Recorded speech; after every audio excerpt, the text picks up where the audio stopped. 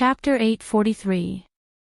The entire Jiang residence had already been decorated and looked very jubilant. Jiang Yuqing walked to the door and stood with his hands behind his back.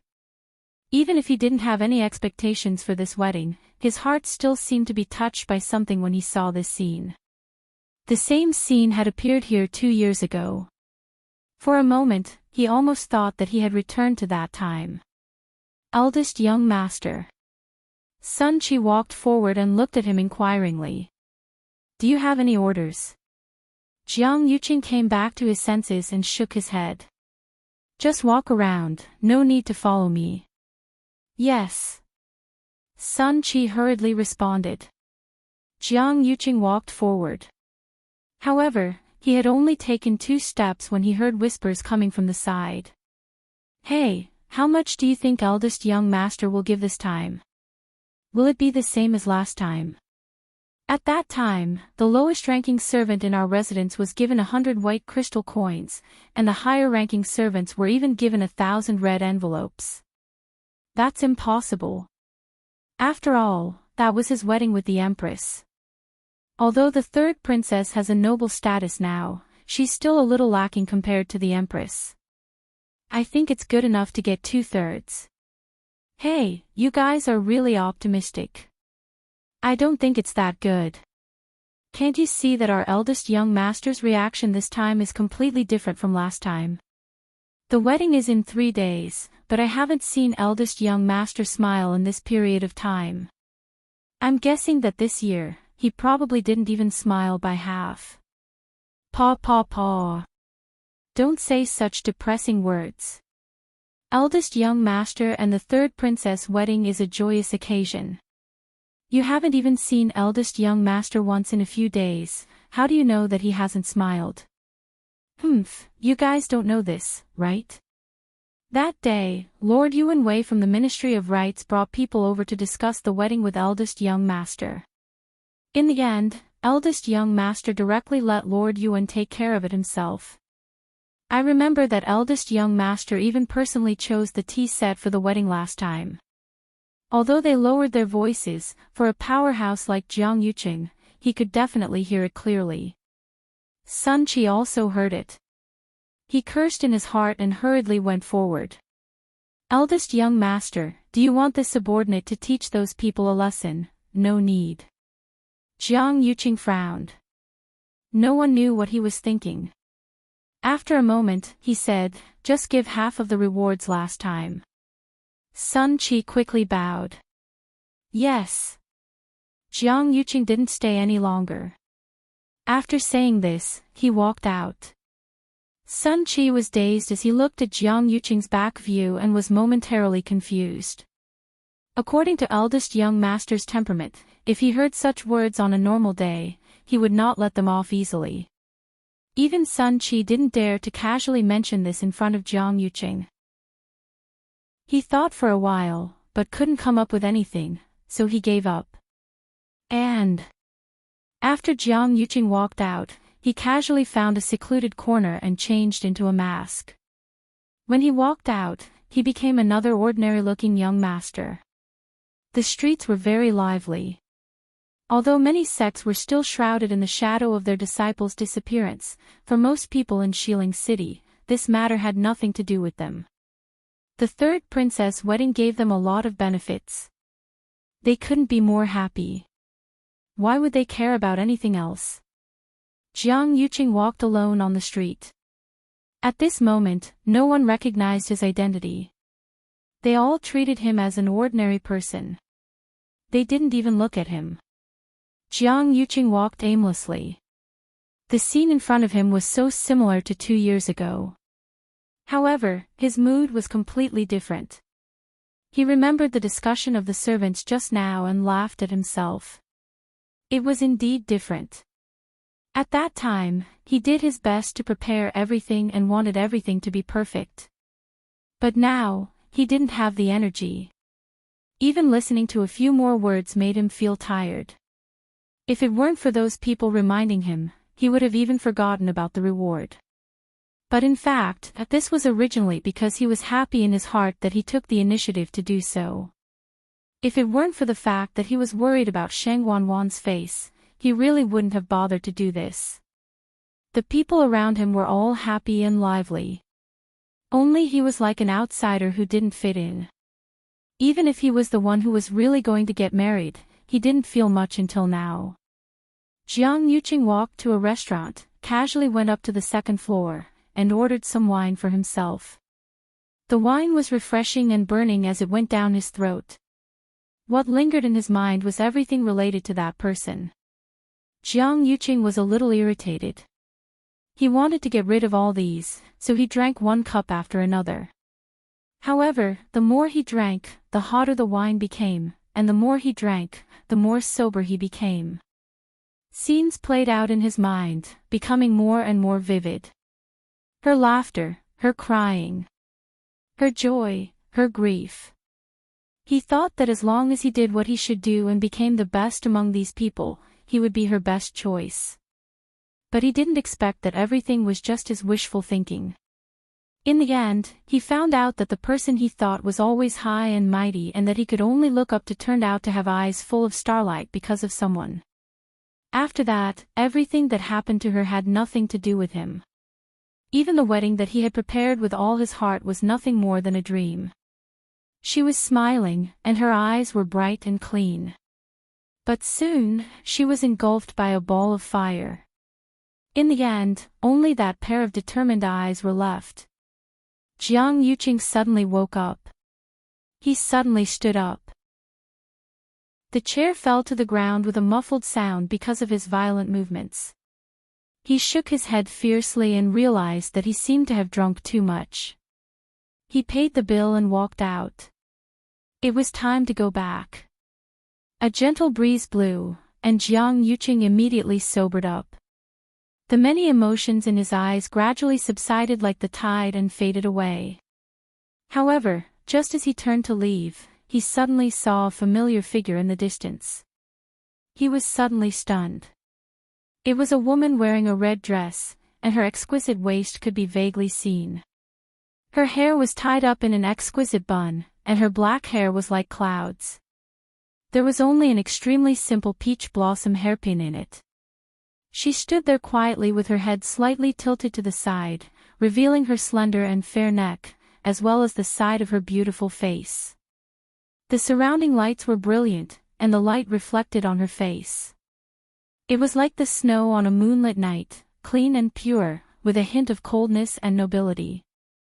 Jiang Yuqing's heart suddenly beat faster. It's her. He almost couldn't control himself and quickly went forward, quickly passing through the crowd. There was only one person in his eyes and heart. The closer he got, the faster Jiang Yuqing's heart beat. He reached out and was about to hold the woman's hand. "Ah, you mobile user, please browse and read. A better reading experience comes from Love Network." Chapter 844. The woman seemed to have sensed something and turned around. A beautiful face came into view. A trace of surprise flashed across her eyes. Then, her red lips curled into a smile. "You are," Jiang Yuqing suddenly paused. Although the woman in front of him looked like her, she wasn't her. Her eyes and brows were similar, but there were some differences. That person's eyes were always gentle and cunning. However, the woman in front of him had a pair of clear, jade-like eyes that were faintly cold. It wasn't her, it wasn't her. Chu Luiyue lowered her eyes and glanced at his hand that was suspended in midair. She raised her eyebrows. Although he was wearing a mask, she could still recognize Jiang Yuqing's identity from his figure, footsteps, and voice. Could it be that Jiang Yuqing had mistaken her for Sheng Wanyu? She hadn't heard such a title in a long time. "TSK, how disgusting. Why are you here?" Jiang Yuqing stiffly retracted his hand. His fingers curled, and his throat seemed to be blocked by something. It took him a lot of effort to ask this question. Seeing Jiang Yuqing's shocked and disappointed expression, Chu Luiyue blinked and the smile on her lips deepened. Hearing that voice that seemed to be filled with longing and joy, those who didn't know would really think that he was deeply in love with her. And he actually questioned her in such a way. How ridiculous. Could it be that Jiang Yuqing still hoped to see her in Shangguanyu again? Wasn't he the one who forced her into a dead end? What right did he have to talk to her like that? Chu Liuyue's mind raced, but she didn't show it on her face. She smiled faintly and said, "Young master, you must have mistaken me for someone else. I came with my friends. They went in to buy things. I was waiting for them here. In fact, they had just returned to West Hill an hour ago." Originally, she wanted to rush back to the Chongshu Pavilion first, but Mu Hongyu said that they were too embarrassed now. If they went back like this, everyone would be very worried. No matter what, they had to wash up first. In fact, it wasn't just Mu Hongyu. The others, including Chu Luyue, all looked very miserable. After all, they had stayed in the Red Moon Desert for so long. The sky was filled with yellow sand and the sun was scorching hot. Their bodies were almost stinking. Chu Luyue also didn't want to go back with a bruised nose and swollen face. After some discussion, they found a temporary inn and cleaned themselves up. As Chu Luyue still had a small bruise on her forehead, Yu Ranran simply applied a thin layer of powder and dressed her up a little. Chu Luyue rarely dressed up. Seeing how insistent Yu Ranran was, she let her be. In the middle, she remembered that she hadn't worn the peach blossom hairpin Rong Xiu gave her properly, so she took it out and used it. Originally, she wanted to go back properly. She didn't expect to meet Jiang Yuqing while waiting for Mu Hongyu and the others to buy things. What bad luck. Chu Luyue sighed silently in her heart. His good mood instantly vanished without a trace. At this moment, Jiang Yuqing finally recovered from his shock. Chu Luyue. Didn't she already? He suddenly opened his eyes wide and looked at Chu Luyue in disbelief. You're still alive. Chu Luyue narrowed her eyes and raised her chin slightly. She stared into Jiang Yuqing's eyes and smiled faintly. "Young master, you must be joking. I'm standing here perfectly fine. Of course I'm alive." Jiang Yuqing was in a daze for a moment. This expression, this appearance, it really did seem like that person was talking. The alcohol came back to him again, and his head was a little swollen. He only looked at the woman in front of him and murmured in a low voice, "It's good that you're alive. It's good that I really," at first, he felt relieved. Then, as if he remembered something, his expression suddenly changed. No, the strong smell of alcohol wafted over. Chu Luyue calmly took a step back, but her eyes were still fixed on him. Jiang Yuqing's reaction was really strange. "Lu Yu." At this moment, Mu Hongyu's clear voice came from the side. Chu Luyue turned her head and saw Mu Hongyu and Yu Ranran rushing over. The two of them were originally happy, but then they saw an unfamiliar young man standing next to them. The way he looked at Chu Luyue was really strange. Mu Hongyu frowned and immediately walked forward. She pulled Chu Luyue over and stood in front of Jiang Yuqing without batting an eyelid, blocking his line of sight. "Lu Yu, who is this person?" Mu Hongyu asked warily. Judging from the smell of alcohol on his body, could it be that he came over to hit on Lu Yu because she was pretty? At first glance, she could tell that he wasn't a good person. Chu Luyue chuckled. "I don't know him. He seems to have mistaken me for someone else." This finally made Jiang Yuqing sober up a little. He closed his eyes and only then did he remember that he was wearing another face. It was normal for them to be so vigilant. But fortunately, this was the case. Otherwise, it would really be. He stared at Chu Luyue and turned to leave. "Hey, what's wrong with this person?" Mu Hongyu frowned even more. He didn't even apologize for recognizing the wrong person. He doesn't look like an ordinary person. Why is he so uncultured? Chu Liyue held her wrist and shook his head lightly. Forget it. What's the point of being calculative with this kind of person? Where's little Zhou and the rest? Yi Ran whispered. Big Brother Qin and the others helped him. Big Brother Qin and the others said that they would help him clean up. They should be out soon, right? Chu Liyue face-bombed. The few men took longer than us. I really have to take my hat off to them. Thinking about little Zhou's cold face, Chu Liyue felt a slight headache. I'm afraid only Qin Yi and the rest can suppress him. Yi Ran looked around and sighed. Shi Ling hasn't been this lively for 2 years. Last time, speaking of this, her expression darkened. Mu Hongyu was about to ask when she suddenly thought of something and fell silent. It should be related to that princess, right? What a pity. Mu Hongyu muttered.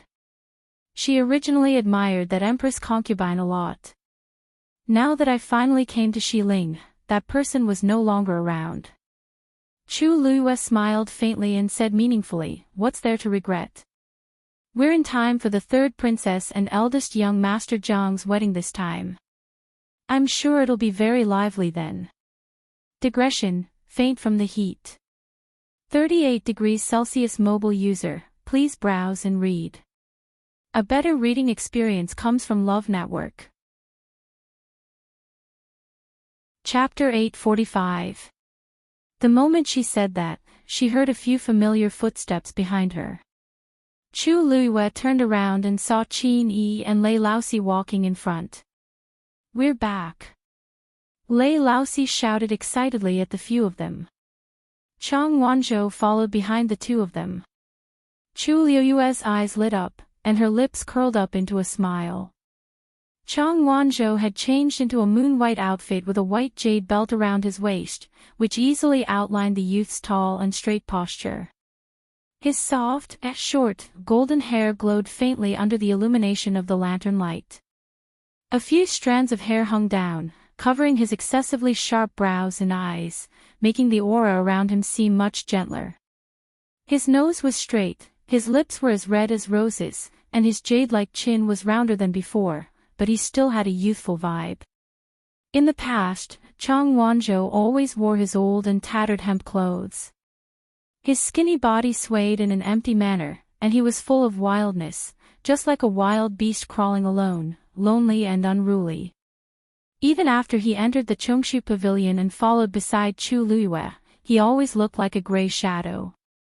It was Chu Liyue's first time seeing him like this, and she couldn't help but feel emotional.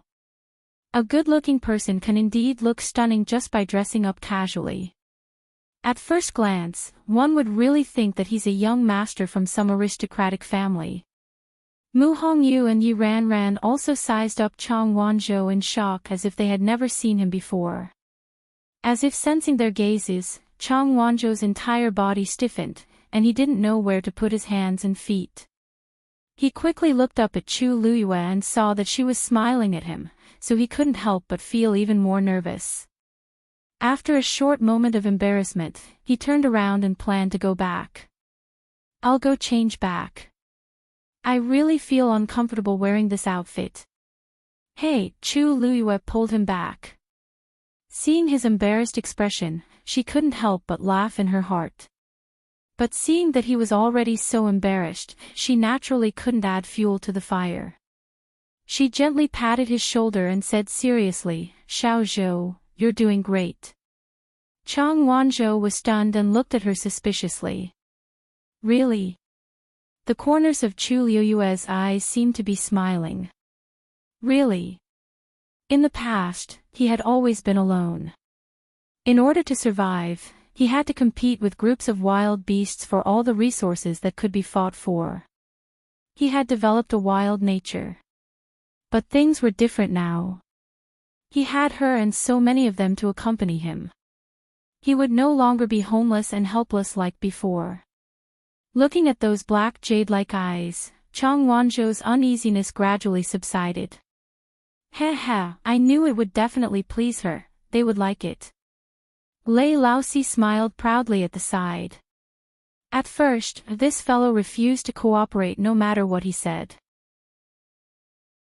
It was only after Lei Laosi persuaded him and mentioned Her Highness that he was finally persuaded. This is what a normal young man looks like. He had long wanted to say that Chang Wanzhou's usual dirty and dusty appearance was really enough. Upon hearing that, Chang Wanzhou's fair face that seemed to be translucent instantly burned up. He turned his head away awkwardly, but the tips of his ears were already red. Chu Luiyue snickered in her heart. This child was like a hedgehog. He looked like he had thorns all over his body and wasn't easy to get close to, but his heart was actually very soft. Also, his skin was especially thin. A casual tease could easily make him blush. But, she raised her brows slightly and glanced at Lei Laosi. Could it be that this person found Chang Wanzhou to replace him because he couldn't show his real face to others? After all, he was indeed an elegant young master back then. But now, he had to disguise himself as a burly man. Seeing that Chang Wanzhou was going to be cooked at this rate, Chu Luiyue finally spoke up out of kindness. Since everyone's here, let's go. Shifu and the rest should be anxious from waiting. As Chu Luiyue spoke, she looked at Qin Yi and Lei Laosi. Then, we'll take our leave now. Qin Yi nodded lightly. Since we're already at Xiling, we won't send you off. Laosi and I will stay at the previous inn. If you need any help, feel free to look for us. Chu Luiyue replied firmly. Okay. After watching Chu Luiyue and the rest leave until they couldn't be seen, the smile on Lei Laosi's face gradually disappeared, and he glanced in a certain direction vigilantly. Big brother, that man just now, Qin Yi smiled. It's him. Lei Laosi's eyes were filled with anger. Pooey. He's really shameless. Just now, we were quite far away, so we didn't see the situation clearly. We only vaguely saw a man talking to Her Highness for a while before leaving. However, we couldn't be more familiar with that person's aura. Even if he turned into ashes, we would still be able to recognize him clearly. Who knows what he said to Her Highness? Then, should we follow them and take a look? Lei Laosi lowered his voice and asked. Qin Yi thought for a moment and shook his head. No need. Why? Lei Laosi was a little confused. Qin Yi's eyes flickered. Naturally, it's because someone's already doing it. What? Lei Laosi was a little confused, but he seemed to have recalled something. Could it be old Seven? Previously, Her Highness mentioned that Qi Han came back with her. The two of them relied on a special yuan instrument to conceal their aura.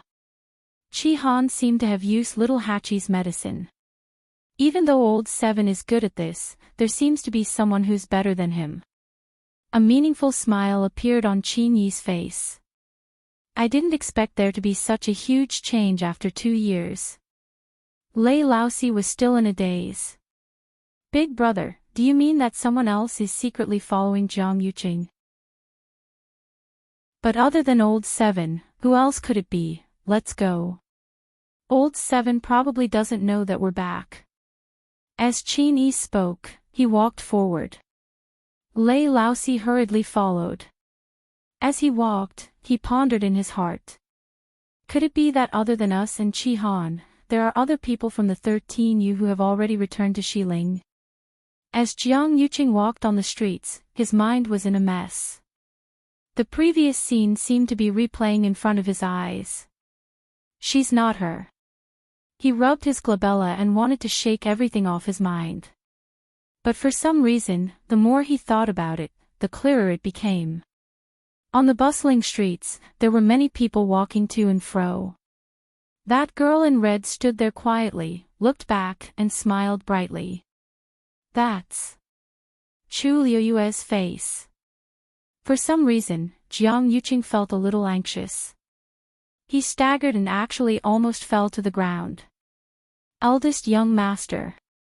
Sun Qi, who had been following in the dark, hurriedly went forward but was pushed away by Jiang Yuqing. "Eldest young master, you," Sun Qi said worriedly. "The number of times eldest young master gets drunk can be counted with one hand. It's not even time yet, so why?" Jiang Yuqing closed his eyes. Back home. Mobile users, please browse and read. A better reading experience comes from the Love Network. Chapter 846. Chongshu Pavilion. Yuqi's song had just taken Qi Dai's pulse again. After this period of recuperation, although Qi Dai's body had not completely recovered, his condition had stabilized. Only his mind was still not very clear. Most of the day, he was in a daze. In addition, he was already mute, so he could not say anything. Everyone in the Chongshu Pavilion did not understand why the pavilion master kept this person. However, seeing that the pavilion master's attitude was firm, they did not ask further. They only did their duty and did what they had to do. Yuqi Song took out a pill and fed it to Qi Dai. He lay on the bed and whimpered twice. A hint of struggle appeared in his eyes. Yuqi Song's heart skipped a beat. To have such a reaction meant that Qi Dai had started to improve. If everything went smoothly. Suddenly, he seemed to have sensed something and turned around to look outside the door. This aura, this fluctuation. Pavilion Master, what's wrong? The two disciples beside him were confused. Yuqi Song quickly got up and hurriedly said, "Take care of Qi Dai." Then, he hurriedly left. It was already night time. Most of the disciples in the Chongshu Pavilion had already gone back to rest. It was quiet all around. Yuqi Song quickly walked forward. Lu Xiao, who had just come out of the medicinal garden, happened to bump into Yuqi Song. Seeing the pavilion master in such a hurry, Lu Xiao felt strange. After bowing, he asked, "Pavilion master, are you going down the mountain? It's already so late." Yuqi Song did not stop walking. He could not suppress the joy and excitement in his heart. "No, I'm going to pick up Lu Yu and the others." Lu Xiao was stunned. "Who needs you to personally?" Suddenly, his eyes widened and he cried out in shock, "You mean little junior sister and the others are back?" Yuqi Song could not help but smile. "That's right, it's them." Hearing this affirmative answer, Lu Xiao let out an excited howl and immediately followed. Me. I'll go too." Before he finished speaking, he had already rushed out and headed straight for the mountain gate. In the blink of an eye, he had already run in front of Yuqi Song. Yuqi Song looked at his back and could not help but shake his head and laugh. There were very few people in the Chongshu Pavilion. For convenience and safety, everyone lived close to each other. Therefore, Lu Xiao's shout immediately attracted the attention of many people. People walked out of the pavilion master, their faces blank. What were the pavilion master and Lu Xiao doing so late at night? A disciple asked. "Pavilion master, this is junior sister. Little junior brother. Ryan. It's really you." Lu Xiao's voice was very loud, and this shout was full of energy. It was difficult for everyone not to hear it even if they wanted to. After a short of song, of course. "What?" Xiao of song of. Lu, and the others. And the. Of that's. Did they really come back? Look, amidst the chaos, someone suddenly shouted. Everyone looked over and saw a few figures walking up the stairs. The person in front was Lu Xiao, who was laughing so hard. The few behind him, Chu Luiyue, Chang Wanzhou, Yi Ranran, everyone was dumbfounded. Although the pavilion master had always said that they would return safely, everyone in the pavilion was actually very worried. After all, it was the Dahuang swamp. What a dangerous place. They waited day and night, their hearts filled with anxiety. They did not expect them to return so suddenly. Lu Xiao couldn't help but whistle and laugh proudly. Ha ha ha. What are you all waiting for? Hurry up and welcome junior sister and junior brother home. Only then did everyone come back to their senses. The shock on their faces gradually faded, leaving only joy and relief. Ran. Junior sister. Junior brother. Chu Luiyue and the others had just come up. Before they could greet everyone properly, they were immediately surrounded by their senior brothers and senior sisters. Ran, are you guys alright? Why are you only back now? Are you injured? What's the situation in the Dahuang swamp? Junior sister, tell us quickly. Chu Luiyue felt a headache coming on. His passion was like fire. For a moment, he really couldn't bear it. Yi Ran was a soft person. When she saw such a scene, her small round face flushed red and she couldn't say a single word.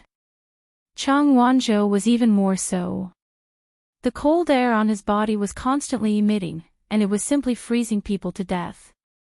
Unfortunately, everyone was too excited at this moment and no one noticed this. Because he had changed his outfit, the senior brothers and senior sisters could not help but praise him. Junior brother is so good-looking. It couldn't be helped. When people were too happy, it was indeed easy to ignore many things. Chang Wanzhou's face darkened even more, but his ears turned red again. The hand holding the sword was ready to move, but when he thought about how these people were actually happy that they had returned alive, he could not take a step forward. Thus, only Chu Luiyue was left who could barely hold the situation.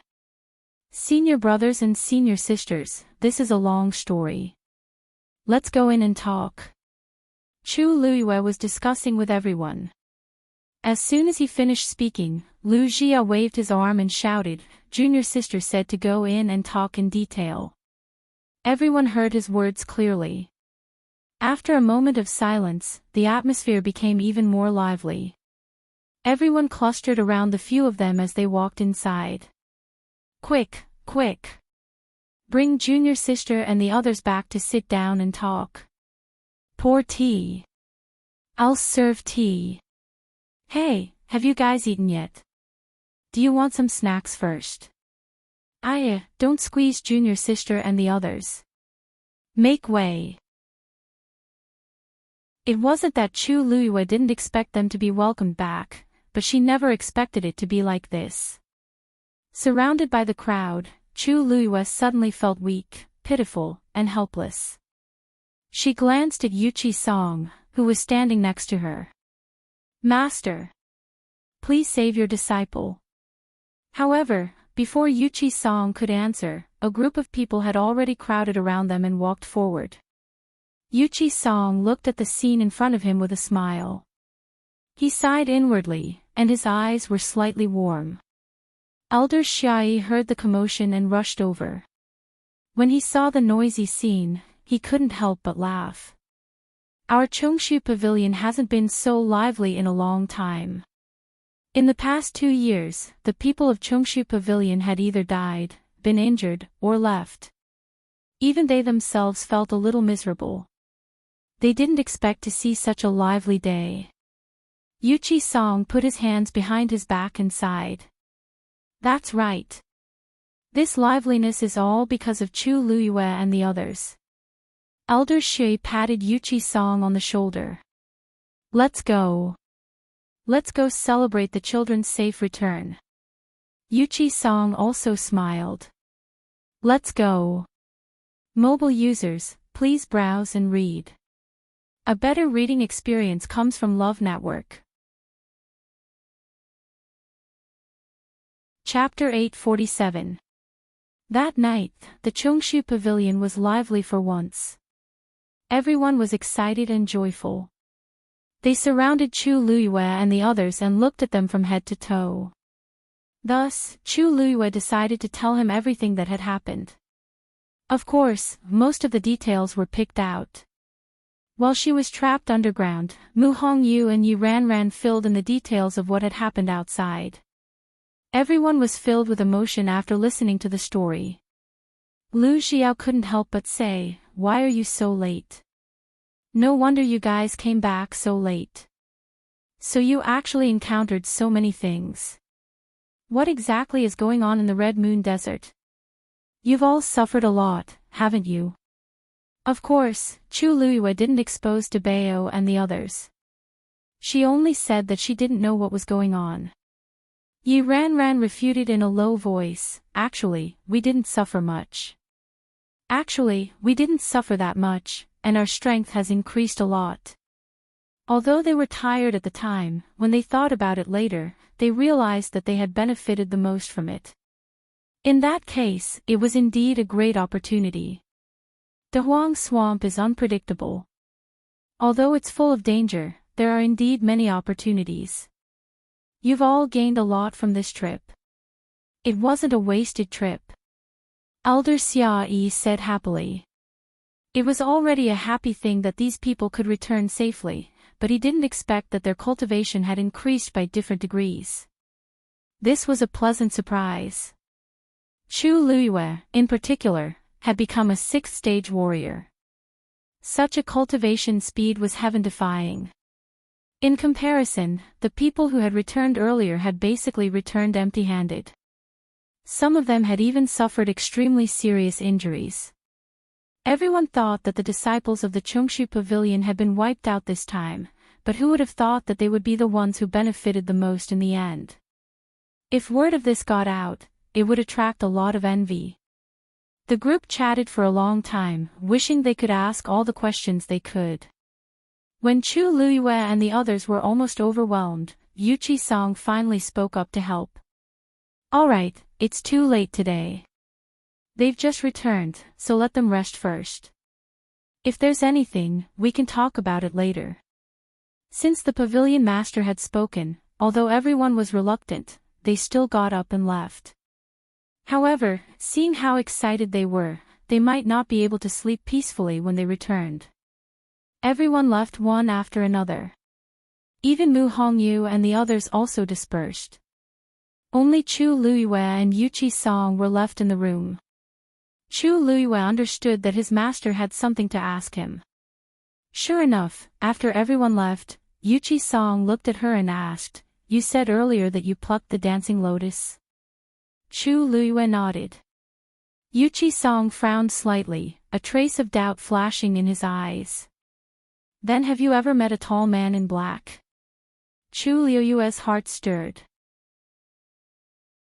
Could he be asking about the first master? Seeing her reaction, Yu Qisong already knew what was going on.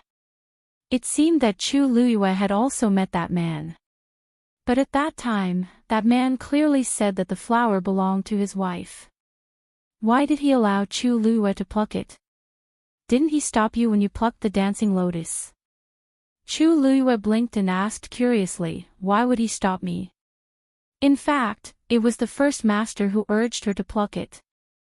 Seeing Yu Qisong's stunned face, Chu Luiyue thought for a moment and said, "Actually, I know that person." "You know him?" Yu Qisong was even more shocked. Luiyue actually knows such a strong and powerful person. Chu Luiyue nodded. "For some reason, he helped me a lot." "So? Then do you know who he is?" There was almost no such person in the Tianling dynasty. Chu Luiyue shook her head. "His background is mysterious. I don't know more about him." Yu Qisong was a little disappointed, but seeing that Chu Luiyue really didn't seem to know, he didn't continue asking. Then, he suddenly thought of something and said, "Oh, right. By the way, the fact that you brought the dancing lotus back will probably be known by others very soon." As for the third princess, Chu Luiyue's lips curled up. "Master, are you worried that the third princess will ask me for the dancing lotus?" Although it sounded nice, in reality, according to Sheng Wanwan's personality, there was a high chance that she would directly snatch it. The noble third princess went around asking for medicine in order to improve His Majesty's health. It didn't sound wrong. Yuchi Song wanted to say something but hesitated. In the end, he nodded. The dancing lotus was such a precious treasure. Even the Tianling royal family didn't have it. It was obvious how precious it was. Anyone in the world who obtained it would probably treasure it. No one would be willing to let it be snatched away halfway. Moreover, Liu Yu must have suffered a lot in Dahuang Swamp. His heart really ached. However, Chu Liyue didn't seem to be worried at all. She smiled faintly, and there seemed to be flowing light in her eyes. If she wants it, she can come and get it. The Chongshu Pavilion was overjoyed and bustling with noise and excitement. However, some people in Xiling City weren't so happy. Jiang Yuqing walked all the way back. The slightly cold night wind blew, and the corner of his clothes fluttered. He originally thought that this would sober him up, but he quickly realized that it didn't. This was because his mind was still replaying the scene just now. That woman was wearing a red dress, and her black hair was like the clouds. She was the only one who occupied his line of sight on the busy street. She looked back and smiled. She was beautiful, pure, and moving. Jiang Yuqing returned to his residence. He paused in the courtyard and walked towards the study. He entered the study alone, closed the door and windows, and then walked to the table and sat down. After a while, he finally took out a rectangular sandalwood box from under the table. With a click, the box opened. A picture scroll was lying quietly in the middle of it. Jiang Yuqing hesitated for a moment, but still took it out and slowly unfolded it. It was a woman in the painting. The woman stood by the lake, wearing a luxurious palace dress and a golden hairpin in her hair. She was dignified and noble. However, at this moment, she seemed to have heard something. She turned around with a bright smile on her face. That smile was different from her usual gentle and polite smile. It was sly and quick-witted, and her eyes were like stars. It was Sheng Wanyu. She looked like she was in her teens in the painting, and there was still a hint of youthfulness on her face. However, between her eyebrows, there was already a hint of absolute beauty. This was a scene from many years ago. In fact, even the real Sheng Wanyu didn't know that he had such a painting. He originally wanted to show it to her. Suddenly, a series of familiar footsteps came from outside. Jiang Yuqing frowned. It's so late. What is Sheng Wanwan doing here? Almost without thinking, he immediately rolled up the painting. The moment he put it in the box, someone directly pushed the door open and entered. Yuqing, Sheng Wanwan had just shouted when she saw Jiang Yuqing hiding something in a panic. She knitted her brows. What are you hiding? A better reading experience came from the Love Network. Chapter 848. It's nothing. Jiang Yuqing looked up, and his expression had already returned to normal. Why did you come at this time? Sheng Wanwan looked at him suspiciously. I saw that it seemed to be a painting just now. What kind of painting would make him so wary? There were almost no secrets between the two of us, and she had almost never seen Jiang Yuqing so nervous that he wanted to hide something. It must be a masterpiece for you to take it out and admire it in the middle of the night.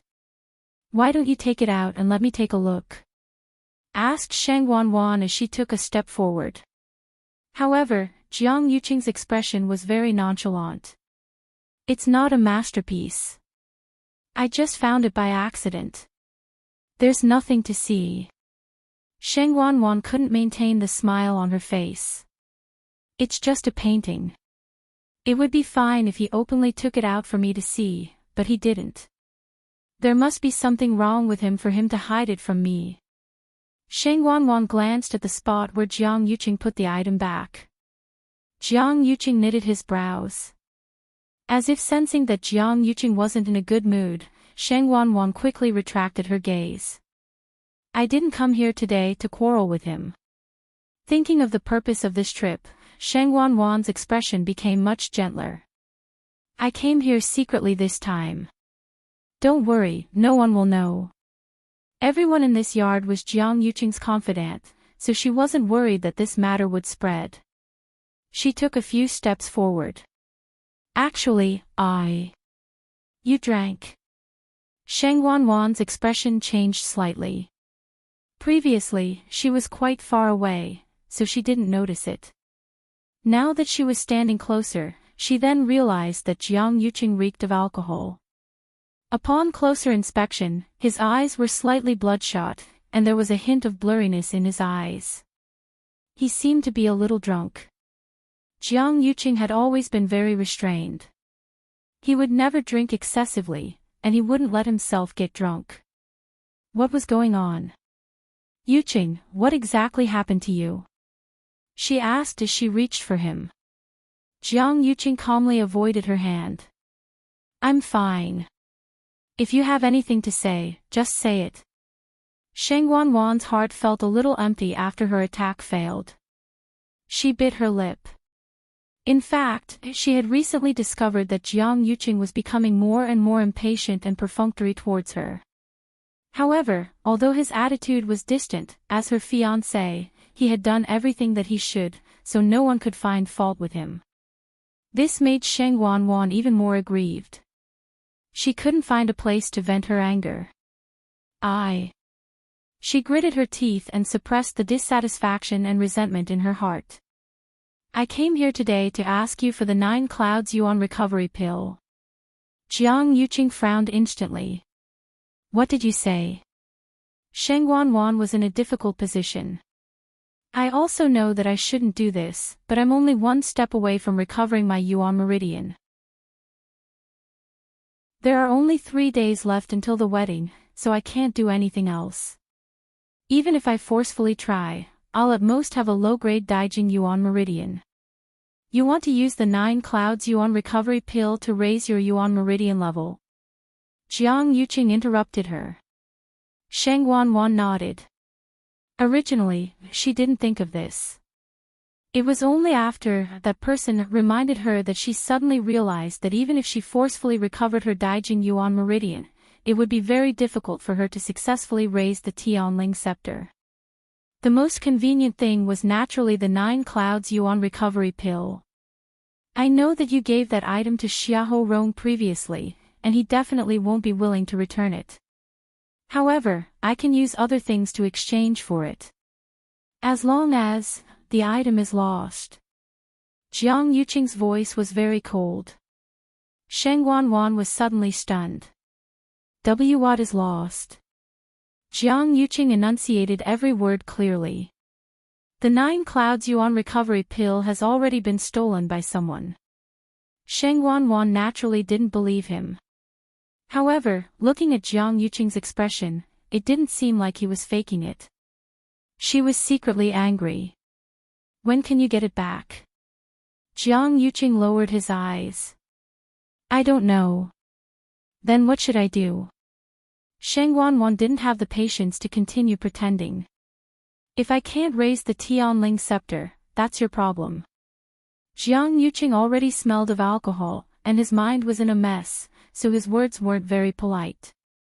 No matter what, you're the 3rd princess with the Tianling royal family's bloodline. This is something you should think about and solve yourself. He rubbed his brows in frustration. If it were you, she definitely wouldn't be troubled by such things. As soon as he finished speaking, the room instantly fell into dead silence. Sheng Wanwan felt like she was struck by lightning. She widened her eyes in disbelief and stared at Jiang Yuqing. What did you just say? Jiang Yuqing also realized that his words were wrong, and his voice softened. I was just saying casually. Don't take it to heart. You still have her in your heart, don't you? Sheng Wanwan suddenly grabbed his wrist, her eyes filled with deep resentment and jealousy. You also think that I'm inferior to her in every aspect, don't you? Jiang Yuqing controlled his temper. You're thinking too much. If it was really as you said, I wouldn't have done that back then. Thinking of the fire back then, Shang Wanwan gritted her teeth and shook off Jiang Yuqing's hand. Jiang Yuqing, you better remember what you promised me. With that, she turned around and left angrily. Jiang Yuqing stopped her again. Wait, I asked you to go to His Majesty's place to take a look. How's the situation? Shang Wanwan choked. Actually, she didn't take this matter to heart at all. She only went there once or twice and stayed there for a while before coming out. Jiang Yuqing warned. Don't you know how important His Majesty's sobriety is to us? Okay, I got it. I know what to do. Shang Wanwan walked around him in annoyance and left quickly. After this commotion, Jiang Yuqing finally sobered up. He thought for a while, walked over, weighed the wooden box, and thought for a while. Actually, there's really no need to keep this thing. He acted like he wanted to burn it, but after going back and forth a few times, he couldn't bear to and could only put it back. Knock knock. Knocking sounds were suddenly heard. Eldest young master, Lord Xiaohou is here. Xiaohou Rong. Let him in. Jiang Yuqing sat down on the chair. Then, Xiaohou Rong came in. He was wearing a black shirt, which completely covered his body. In the dark, if one didn't look closely, one wouldn't be able to recognize him. Behind him, there was a person who was wrapped up tightly. Xiaohou Tingan. Jiang Yuqing leaned against the chair and looked at the two of them coldly. It seems like Lord Xiaohou is here to return the item. Upon hearing this, Xiaohou Rong was instantly embarrassed. He swallowed his saliva with much difficulty and immediately scolded Xiaohou Tingan. Hurry and apologize to eldest young master. Xiaohou Tingan knelt on the floor and seemed to be quite injured. Why, eldest young master, you don't have to say this. Jiang Yuqing didn't have much patience with him and went straight to the point. Return the item first. We'll talk about the rest later. Xiaohou Rong's face turned pale. Eldest young master, that thing is gone. A better reading experience came from the Love Network. Chapter 849. This is what happened. Now, we don't even know where that item is, so we can't find it even if we want to. Xiaohou Rong fearfully recounted everything, and Xiaohou Tingan kept kneeling on the floor, looking like he was admitting his mistake. It's all my fault for not teaching him well, which is why I allowed my unfilial son to do such a thing.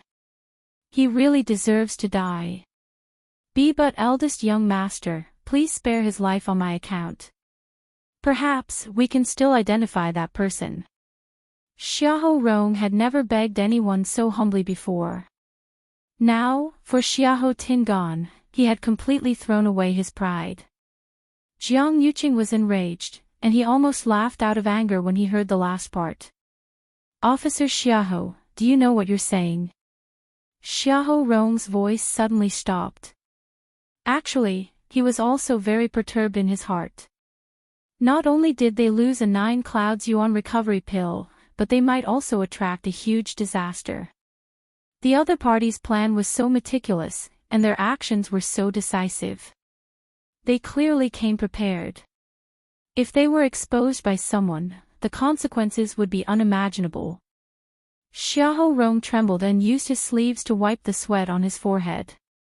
Actually, he didn't dare to tell Jiang Yuqing that someone might have heard what he said that day. If Jiang Yuqing knew about this, not only would he not be able to protect Xiaohou Tingan, but even he might not be able to escape. Xiaohou Rong argued. Eldest young master, I know that we're in the wrong, but apart from coming clean with you today, I also want to try to make up for our mistakes. Jiang Yuqing sneered and stared at him as if he had heard the biggest joke in the world. Make up for our mistakes. Why yes, eldest young master. Think about it. How many people in the world can arrange such a meticulous plan and specially steal the 9 clouds yuan recovery pill? Jiang Yuqing's expression changed.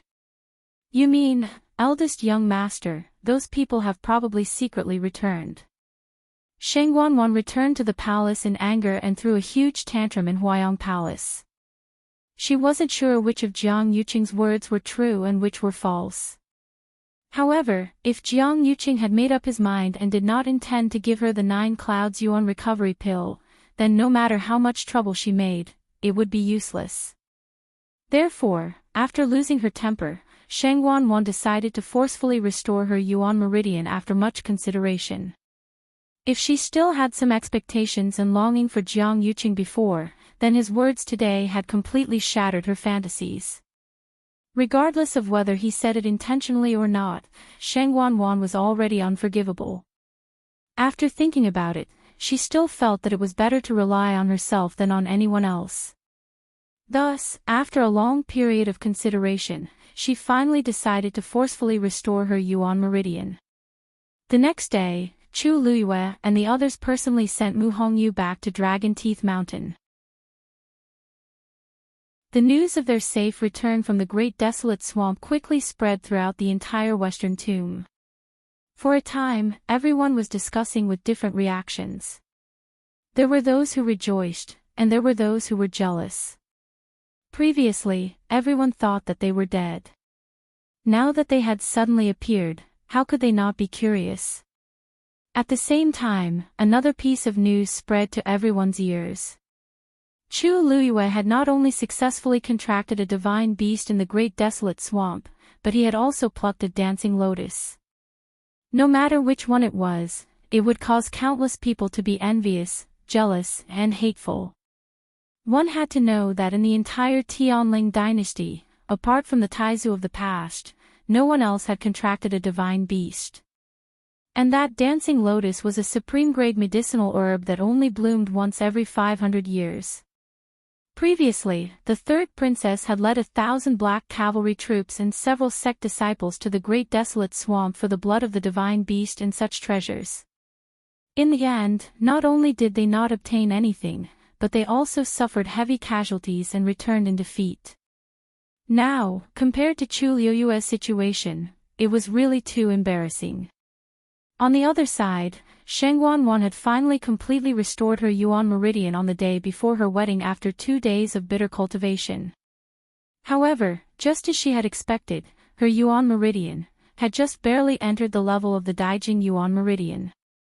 Compared to ordinary people, this might be considered not bad. However, for her status, it was far from enough. In Xiling City, there were many geniuses with the Daijing yuan meridian, and she was not even ranked among them. This made Sheng Wanwan very unhappy, but there was nothing she could do at the moment. After all, it was already very difficult to successfully restore her yuan meridian. Thinking of this, Sheng Wanwan secretly cursed in her heart. If Sheng Wanyu hadn't destroyed her yuan meridian back then, she wouldn't have fallen to such a state today. Thinking that tomorrow was the day of her wedding, Sheng Wanwan suppressed the resentment in her heart with great difficulty and planned to see if her father showed any signs of waking up. Sheng Wanwan brought Chani to Qingfeng Hole. However, on the way there, Sheng Wanwan realized that the atmosphere in the palace seemed a little off. She couldn't tell what the problem was, but she felt that the palace servants seemed to be looking at her differently than before, as if there was a deeper meaning behind their gazes. When she arrived outside Qingfeng Hall, just as she was about to step in, she heard whispers coming from inside. "Hey, have you guys heard? Chu Luiyue is back." This sentence was like a clap of thunder that exploded in Sheng Wanwan's mind. She was momentarily dazed. Chu Luiyue is back. How is this possible? Isn't she dead? When Chani heard this voice, she immediately wanted to go forward and reprimand her, but Sheng Wanwan pulled her back. The voices of the palace servants came one after another. "Why haven't we heard? It's not just her. Even the disciples of the Chongshu Pavilion are all fine. What does this mean? The important thing is, she contracted with a divine beast." "That's a divine beast. I heard that she even brought back the dancing lotus, the treasure that Her Highness the Third Princess was injured because of. Originally, everyone said that Chu Liyue was already dead, but who knew that Chu Liyue's fortuitous opportunity was simply heaven-defying. Isn't this a slap to Her Highness the Third Princess's face? She brought so many people and put on such a big show, but in the end, she didn't get anything. Instead, she couldn't even compare to a little girl who was fighting alone. If I were the third princess, I would be so ashamed that I would dig a hole in the ground and hide in it. Chapter 850. Chani's expression darkened as she glanced at Sheng Wanwan. This servant will deal with these sluts right now. Sheng Wanwan raised her hand to stop her, then walked over. She turned around and stepped through the door, only to see the palace servants whispering to each other. What are you talking about?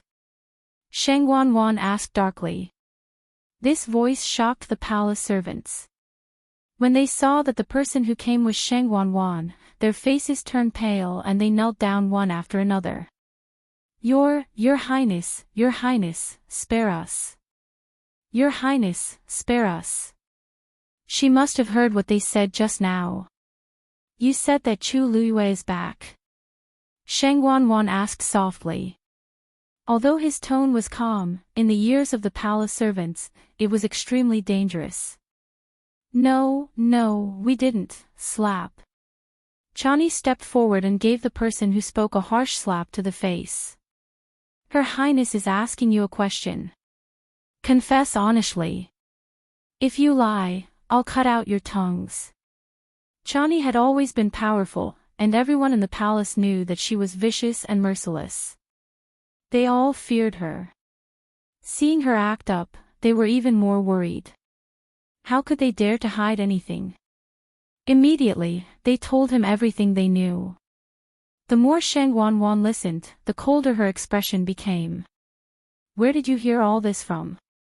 Yes, the palace is already abuzz with the news. We only heard it by accident. Your Highness, please understand. The palace servants also felt that they had been wronged. Right now, it wasn't just the palace. Everyone in Xiling City was probably talking about this matter. Yet, they were the ones who were caught. If the third princess really wanted to punish them, how could she do it? Sheng Wanwan's eyelids twitched. How could she not understand what they were implying? This also meant that everyone already knew about Chu Liyue's matters, but she knew nothing about it. She just happened to be in seclusion to repair her Yuan meridian. She didn't expect such a big thing to happen outside. Chani also realized that something was wrong and quickly apologized. Your Highness, it's all because of this servant's negligence. She had been guarding outside Huayong Hall all this time. She didn't even go out of the door. The people below were afraid of her. How could they take the initiative to tell her these things? Therefore, when everyone knew about this, Sheng Wanwan became the last person to know. Her expression changed a few times, then she turned around and left. Chani asked subconsciously. Your Highness, His Majesty, we've already arrived at Clear Wind Palace.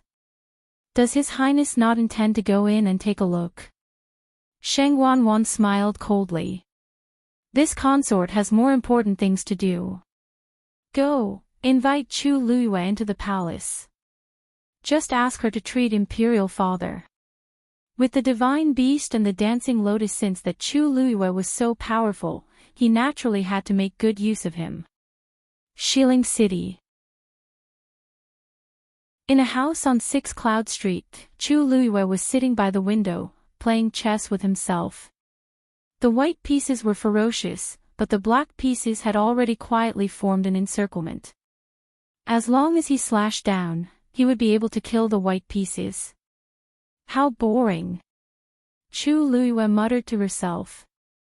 Playing chess with herself wasn't very interesting. If Rong Xiu was here, at this moment, Chang Wanzhou walked in with ginger tea and replaced the old tea beside her that had already turned cold. Chu Liyue stopped and threw the black pieces back into the jar. She looked up and smiled. Little Zhou, aren't you too familiar with doing this? You even know when to change the tea. It wasn't good if it was too hot or too cold. When she was focused on playing chess, she would often neglect the time. However, she could always drink tea that tasted just right. All of this was naturally because of little Zhou. She didn't know how that person with little Zhou had tortured him back then. Little Zhou lowered his eyes slightly, his long eyelashes fluttering. These are all small matters. If I can't even do this well, then I'm too useless. He had already done these things many times and was very familiar with them. He could even do it with his eyes closed. Knock, knock. Knocking sounds suddenly came from outside. Chu Luiyue raised her brows slightly. Invite them in. Chang Wanzhou didn't ask anything and just nodded before turning to open the door. With a creak, the door opened. Qin Yi and Lei Laosi were standing outside. Qin Yi smiled lightly. It seems like we didn't find the wrong place. It's indeed here. Chang Wanzhou's eyes flickered, and he immediately took a step back to invite the two of them in.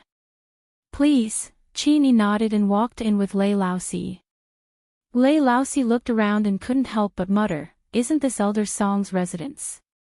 It seems like it has already become Her Highness's residence. Qin Yi's lips curved up slightly, and something seemed to have flashed across his long and narrow eyes. Elder Song has always been a righteous person. Her Highness used to like coming to this place a lot. I heard that Yuqi Song sold a lot of things when he was in trouble, but he didn't touch this residence in the end. After going through so much trouble, it finally became Her Highness's. It's considered fate. Chang Wanzhou followed behind the two of them and frowned slightly. In the 2 days since they returned to Xiling, Chu Luiyue basically spent the rest of her time here other than the first night at Chongshu Pavilion. Over here, she basically played chess and read books, looking very relaxed as if she didn't know that the people outside were talking about her. In just one night, such shocking news spread throughout the entire Xiling. No one would believe that there wasn't a mastermind behind it. However, very few people knew that the mastermind was actually Chu Luiyue herself. Today, Qin Yi and Lei Laosi even directly came to visit her. Logically speaking, it should be their first time here, but they looked very familiar with this place. The two of them clearly knew where to go and what to put there, so they didn't need Chang Wanzhou to lead the way. Chang Wanzhou pressed his lips against each other. Previously, he had already vaguely sensed that the two of them should have known Chu Luiyue for a long time. In fact, the two of them had always been very respectful to her. Normal people might not be able to tell, but Chang Wanzhou was extremely sensitive in this aspect, so he could see it very clearly. No matter if it was Qin Yi or Lei Laosi, they were both very strong. Chu Luiyue was much weaker than them, so logically speaking, they shouldn't have such an attitude toward Chu Luiyue. Not to mention, the 9-colored heavenly pheasant that they spent so much effort to guard had formed an agreement with Chu Luiyue after it broke through. All of this pointed to a shocking answer. Chang Wanzhou knew that there must be a huge secret behind it. The few of them walked in and quickly reached the front hall where Chu Luiyue was. Upon hearing the commotion, Chu Luiyue looked up and smiled at the two of them. You guys came at the right time. I was just about to look for you guys. Qin Yi glanced at the half-finished chessboard on the table and smiled. Her Highness really likes to joke like before. She's clearly waiting for us to come. Chu Luiyue's lips curled up slightly as she looked at Chang Wanzhou, who was about to go out. Little Zhou, come in and talk too. Translator, Atlas Studios Editor, Atlas Studios, mobile users, please browse and read. Chapter 851. The remaining 3 people were stunned. What do you mean? I'll just stand guard outside. Chang Wanzhou glanced at Qin Yi and Lei Laosi as he spoke with pursed lips. Chu Luiyue smiled but was very insistent. It's okay. Even if Qin Yi is in the room, he can still monitor the entire courtyard. Qin Yi raised his brows. Chang Wanzhou hesitated for a moment before finally following him in. Lei Laosi glanced at Chang Wanzhou then at Chu Luiyue. In the end, he couldn't help but look at his eldest brother for help. Is Her Highness not planning to avoid this fellow? Qin Yi, sorry to trouble you, said Chu Luiyue. Qin Yi raised his hand, and a wooden cicada appeared in his palm. The wooden cicada's workmanship was extremely exquisite and lifelike. He raised his wrist, and the wooden cicada flew out. If there's any movement within a radius of 2.5 kilometers, it will immediately discover it, explained Qin Yi. Then, he set up a green barrier in the room, isolating their voices from the outside world. Chu Luiyue smiled. I've always been assured when you do things. Qin Yi's expression became serious, and a faint smile appeared on his picturesque face. This made his originally apathetic expression suddenly become lively. Then, he bowed respectfully toward Chu Luiyue. Qin Yi will naturally do my best for your highness. Chang Wanzhou, who had just walked to Chu Luiyue's side, narrowed his eyes. Your highness. How many people in the world can use this form of address? Furthermore, this came from a top elite like Qin Yi. Chu Luiyue actually had mixed feelings when he heard this form of address again. Nan Yi, Ling Si, it's been hard on you these 2 years. Qin Yi's expression changed slightly. Lei Laoxi's eyes actually turned red for a moment. If your highness can return safely, we won't have to suffer. We'll follow your highness until death. With your highness's words, these 2 years of bitter waiting and suffering weren't in vain. Chang Wanzhou looked down. As expected. Their names and identities were all different. And to be able to make such an expert follow him to the death, Chu Luiyue's identity was obviously not ordinary. She's definitely not just a lady from a small country Yaoqin. Chang Wanzhou vaguely felt that a curtain was slowly opening in front of him. Once that curtain was opened, it would definitely cause everyone to be extremely shocked. This was only the tip of the iceberg. Qin Yi, your highness, we've all changed our identities. For safety's sake, please call us by our current names. Chu Luiyue thought for a moment, then nodded and sighed. If I hadn't trusted the scoundrel so easily back then, I wouldn't have ended up like this today. You guys wouldn't even be able to use your original names, and the 13 you guards were all great. Any one of them would be an elite among elites. They were willing to follow her. She didn't know how much they had suffered, but they were still loyal to her. But in the end, they only had the bad reputation of betraying their master. They could only run away and wander around, suffering between life and death day and night. Even now, they had to change their identities when they returned to Xiling. They couldn't even use their real names. Your Highness, you don't have to blame yourself. You've been extremely benevolent to them. They only did this because they were too greedy and despicable. If you want to talk about hatred, you should hate those people who betrayed you back then. Big Brother is right. Your Highness, how did you treat them back then? In the end, once Lei Laosi thought about what happened back then, he became agitated. Even though 2 years had already passed, the scene back then was still as clear as yesterday. These people should be hacked into pieces. At this moment, Qin Yi suddenly looked outside and smiled. Someone's here. A figure silently appeared outside the door. It was Qi Han. Big Brother, it's indeed you guys. Qi Han heaved a sigh of relief when he saw the few people in the room. When he was outside just now, he vaguely felt that it was Big Brother's doing. Now that he came in to take a look, it was indeed so. Chu Luiyue curved her eyes. Qi Han, you even brought someone here. As she spoke, she looked behind Chi-Han. A figure suddenly jumped out. Your Highness, can't you pretend that you didn't see me? That was a young man who looked no more than 12 or 13 years old. His face still had some childishness, but he also vaguely had the aura of a young man. His pair of round eyes were very lively, and when he smiled, his eyes curved into crescents. Chu Luiyue was a little shocked. Little 13, you've actually grown so tall already. I remember that I was still a little boy before. Little 13 wrinkled his nose. You haven't seen me for 2 years, so I naturally grew up quite a bit. Children at this age always hoped that they would grow up quickly and even like to pretend to be very mature. However, between his words and actions, there was always a hint of childishness, which made people not know whether to laugh or cry. Speaking of this, he quickened his pace and stopped in front of Chu Luiyue before he asked curiously, "But Your Highness, why do you look different from before?" Based on the aura, it was indeed Her Highness. But this appearance, 13. Chi-Han called out to him in warning. 13 immediately shuddered and covered his mouth. Oh no! Previously, seventh brother said that after he came, he must not speak carelessly.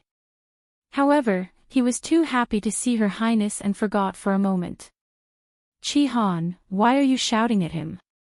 Chu Luiyue glanced at Chi-Han and waved at 13. 13, don't be afraid. 13 hurriedly ran over and hid beside Chu Luiyue. He stuck his tongue out at Chi-Han, proud and happy. Chi-Han restrained his expression and cupped his fists. Your Highness, please forgive me. I didn't tell 13 much about what happened before. In fact, they didn't even tell 13 about Her Highness's death. They only told him that Her Highness was harmed by someone, but she had her own plans and would return in the future. Therefore, while everyone was waiting in torment, only 13 was kept in the dark. He cultivated peacefully while waiting for her return. Chu Luiyue nodded. This was actually the best. 13 was the youngest, so all of them had always treated him like a child. Some things were indeed better kept from him. That's not important. 13, you seem to have improved a lot in the past 2 years. Your ability to hide is almost as good as your seventh brother's, right? Chu Luiyue was really surprised about this. 13 was very talented in this aspect. Otherwise, he wouldn't have brought him along. However, the speed of his improvement still exceeded everyone's expectations. When 13 heard this, he immediately said proudly, "Of course. You don't know, but recently I've been secretly tracking Jiang Yuqing's whereabouts." Chu Luiyue asked with great interest. Oh. Then what did you find out? Digression, mobile users at 6:00, please browse for a better reading experience from Love Network. Chapter 852. Back in the room, 13 recounted everything he had found out about the recent investigation. Chi-Han added a few sentences from time to time. Chu Luiyue then realized that the 4 people in front of her weren't the only ones from the 13U guard who returned to Xiling.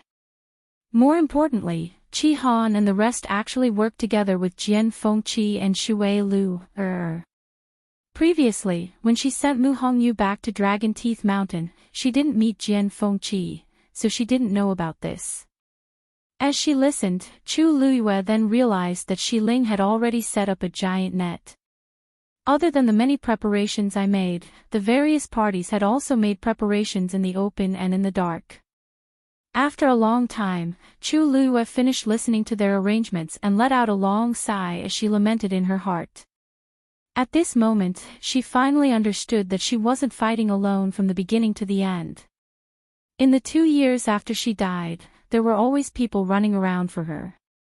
Unknowingly, there seemed to be someone helping her plan everything. Unknowingly, there was an invisible hand controlling everything for her and gathering all of her remaining strength. Just for today. Who exactly is this person? Your Highness, what do you plan to do next? Qin Yi asked gently. Based on the evidence they currently had, they could basically reconstruct the truth from back then. But other than that, the most important thing was Chu Liuyue's identity.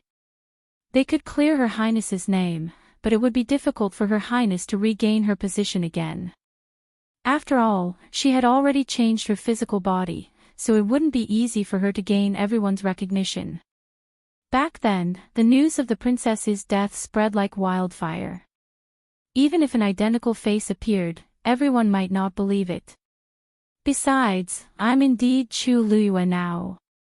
If I don't have enough evidence to prove that I stole someone's body, it would be hard for people to believe me. At this moment, a commotion suddenly came from outside. Everyone in the room was extremely sensitive, and they all looked over. Who would come here at this time? Qin Yi narrowed his eyes. It seems to be someone from the palace. Chu Liuyue's red lips curved slightly. They sure came quickly. She stood up and raised her chin. Yes, this is my plan. They looked at each other. Does His Highness intend to fight them head-on? You guys stay put for now. I'm going to meet Shang Wanwan. Today, I'll send her some dishes. Tomorrow, I'll prepare a big gift. Yes. When Qin Yi and the others heard that, they immediately hid themselves. Soon, only Chu Liyue and Chang Wanzhou were left in the room. Chu Liyue lifted his foot and walked outside. However, as soon as he took a step forward, he was stopped by Chang Wanzhou. Wait. Chu Liyue turned around. Chang Wanzhou looked at her with a complicated gaze. There seemed to be countless emotions surging in his eyes. Today's shock was so great that even he couldn't digest it all in a short time. You are the Empress concubine. He said the last two words very softly. Even though he grew up in Nanjiang, he had heard of the legendary princess of the Tianling dynasty. Everyone said that she had died 2 years ago due to qi deviation while practicing martial arts. However, all the things that happened so far all showed that Chu Liyue was her. As ridiculous as it may sound, it's true that. Don't you already know the answer? Chu Liyue continued to smile as if she didn't care about this matter. Chang Wanzhou was stunned. Kiki, aren't you afraid that I'll leak it? Once someone finds out about such a shocking secret, it'll definitely be like thunder exploding, and the entire Tianling dynasty will fall into chaos. However, she actually told him without hiding anything. Chu Liyue asked in return. Would you do that? Of course not. Chang Wanzhou replied almost instinctively. Chu Liyue was extremely important to him. He once secretly swore in his heart that if he couldn't find that person, he would follow Chu Liyue for the rest of his life. For her, he would go through fire and water without fear of death. Chu Liyue chuckled. Then it's fine. She answered so matter-of-factly that Chang Wanzhou didn't know what to do for a moment. He understood that Chu Liyue intended to tell him her identity today. I believe you. Chu Liyue suddenly said softly. She once thought that after experiencing such a bitter betrayal, she would no longer be able to trust others the same way. However, that wasn't the case. Some people did choose to betray her, but at the same time, there was another group of people who chose to pledge their loyalty to her. She had lost everything, but she still had such a group of people who had always been with her and waiting for her. Chang Wanzhou had followed her for so long that he must have noticed that she was different from ordinary people in many ways. However, since she didn't say anything, he didn't ask and just followed her silently. Whether in life or death, he would always be by her side. Chang Wanzhou looked into those clear eyes, and something seemed to surge in his chest. The blood in his body seemed to be flowing quickly, almost boiling. Let's go. A good show is about to begin. Chu Liyue blinked, then turned and walked forward. Chang Wanzhou clenched his fists and quickly followed. Chu Luiyue opened the door and saw a familiar face. Chani. At this moment, her forehead was covered in sweat, and her hair was a little messy. She looked like she had been running around for a long time. Chu Luiyue was surprised. Miss Chani, why are you here? You are. Chani looked at Chu Luiyue in front of her, inwardly annoyed. However, Chani was someone who had seen the world, so her expression was still calm. She bowed, and her voice was slightly cold. Miss Chu, you've made this servant look for you. After receiving the third princess's order, she personally came out to invite her. She first went to the Chongshu Pavilion, but the people at the Chongshu Pavilion said that she wasn't on the mountain. She then hurriedly found her way here. Chu Luiyue didn't seem to hear the dissatisfaction and complaint in her voice. Miss Chani, why are you looking for me? And you seem to be in a hurry. Chani suppressed the anger in her heart and said, the third princess was very happy to hear that Miss Chu had returned safely, so she specially sent this servant to invite you to the palace. Chu Luiyue wasn't the only one who had returned safely. Even a fool could guess why she had been invited alone. Chu Luiyue nodded in understanding. So it's the third princess's order. I'm really sorry to trouble Miss Chani to come so far. I happen to be free, so let's go now. It's not good to make the third princess wait. Chani was stunned. She originally thought that Chu Luiyue would refuse, but she didn't expect Chu Luiyue to directly agree. However, this also saved her a lot of trouble, so she didn't think too much about it. Miss Chu, please. Chu Luiyue nodded and turned to Chang Wanzhou. I'll be back soon. Chang Wanzhou nodded. Chu Luiyue followed Chani with a smile. Then, let's go. Mobile users, please browse and read. A better reading experience comes from Love Network. Chapter 853. Chu Luiyue followed Chani into the palace. In Huayang Palace, Sheng Wanwan was already impatient from waiting. She paced back and forth impatiently. The words she heard just now kept echoing in her ears. She originally thought that Chu Luiyue was completely dead. She didn't expect him to come back alive. Moreover, he even made a contract with a mythical beast and even obtained the dancing lotus. It was fine if Chu Luiyue was lucky enough to stumble upon the legendary fiend's matter by chance. But what was the deal with the dancing lotus? She still clearly remembered that when Elder Chu Shi tried to obtain the dancing lotus, he was directly swallowed into the mirror lake. He didn't even have the chance to struggle and scream before he completely disappeared. Later on, Jian Shai and the others also returned empty-handed. How did Chu Luiyue do it? The more Sheng Wanyu thought about it, the more annoyed she became. This feeling of being easily beaten by others was too familiar. In the past, when Sheng Wanyu was still alive, he always suppressed her like this. No matter how hard she tried, how attentive, and how she tried to please him, no one would spare her a second glance. In their eyes and hearts, there was only Sheng Wanyu. Sheng Wanwan thought about what happened back then and gritted her teeth in hatred. One Sheng Wanyu was enough. Now, there was actually another Chu Luiyue. She raised her hand and touched her face. As long as she finished what she had to do, there was no need to keep Chu Luiyue. Because the next day was the day of the wedding, the palace was already decorated. Along the way, there were lanterns and colored banners, and it was very lively. As Chu Luiyue walked in, she nonchalantly sized up the place. She could tell that Sheng Wanwan was probably carrying out the ceremony according to the princess etiquette. Naturally, it couldn't be compared to her wedding back then. Although Sheng Wanwan was bold, she didn't dare to step on her head so openly. However, these things for the wedding seemed to be newly made. She guessed that Sheng Wanwan wouldn't be willing to use what she had left behind. However, Sheng Wanwan definitely felt aggrieved that she had lost in this scale. Chu Liuyue's lips curled up. Soon, the two of them arrived at Huayong Palace. Chani went forward and knocked on the door.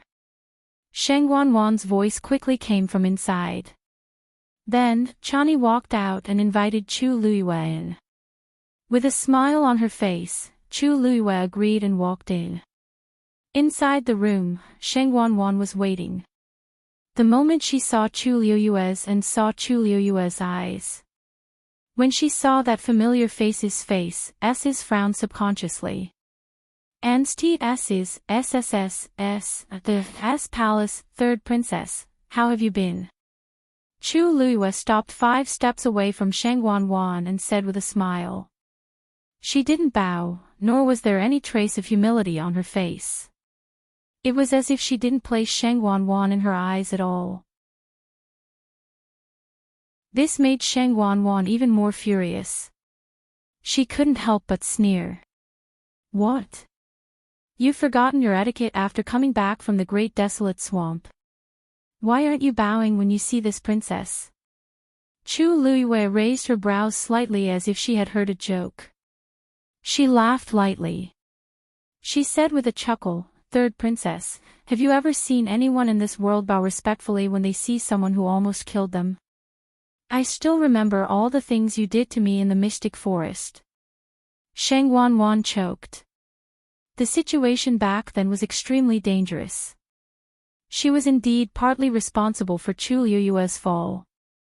There was no way she could deny this no matter what. Sheng Wanwan's face turned cold. What? Are you here to settle accounts with this princess today? That's strange. Didn't you invite me here, third princess? Chu Liyue walked to a nearby chair very naturally and sat down leisurely.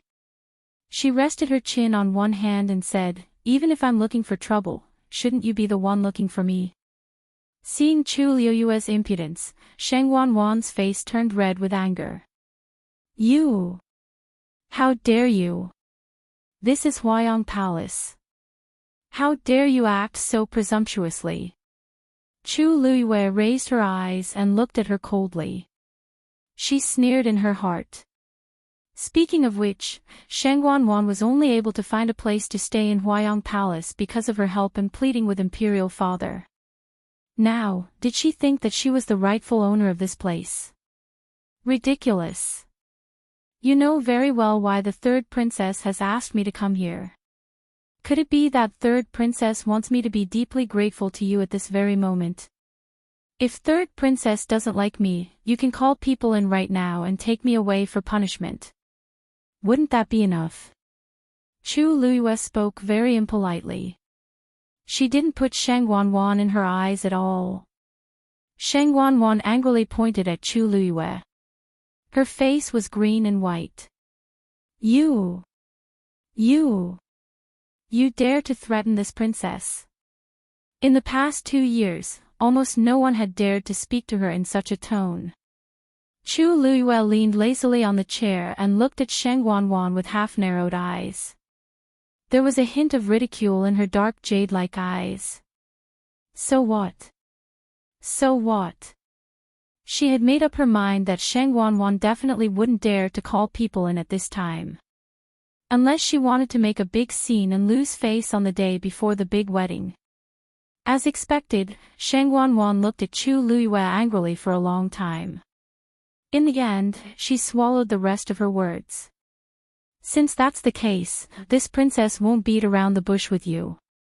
This princess wants your divine beast's blood and the dancing lotus. Imperial father is seriously ill and only by relying on these can he hope to wake up. Imperial father is the son of heaven. This is what you should do and it's also your honor. Of course, this princess won't let you give these things away for free. As long as you hand them over, this princess will immediately announce it to the world and give you a generous reward. If anyone else heard this, they would find it extremely laughable. The divine beast's blood and the dancing lotus. These 2 items were priceless treasures that were rarely seen in the world. Sheng Wanwan's so-called generous reward was simply a joke in front of these two things. However, Chu Luiyue didn't directly refuse when she heard this. Instead, there was a slight change in her expression. Third Princess, if you want me to hand over these things to treat His Majesty's illness, I naturally have no objections. However, I have a request. Sheng Wanwan looked at her suspiciously. What request? Chu Luiyue said word by word. I want to personally visit His Majesty and give these things to His Majesty to consume. Impossible. Sheng Wanwan didn't even think before rejecting. How could Clear Wind Palace be a place where Chu Luiyue could enter? Chu Luiyue smiled, but there was a trace of coldness in the corners of her eyes. This is originally mine. I want to see it used properly. It doesn't seem to be an excessive request, right? I am a celestial physician. Furthermore, if Third Princess doesn't trust me, then let another celestial physician do it. I'll just watch from the side. I only have this one request. If Third Princess doesn't agree, then there's no need for us to continue discussing. After saying this, Chu Luiyue stood up and dusted her clothes as if she was about to leave. Wait. Mobile users, please browse and read. A better reading experience comes from Love Network.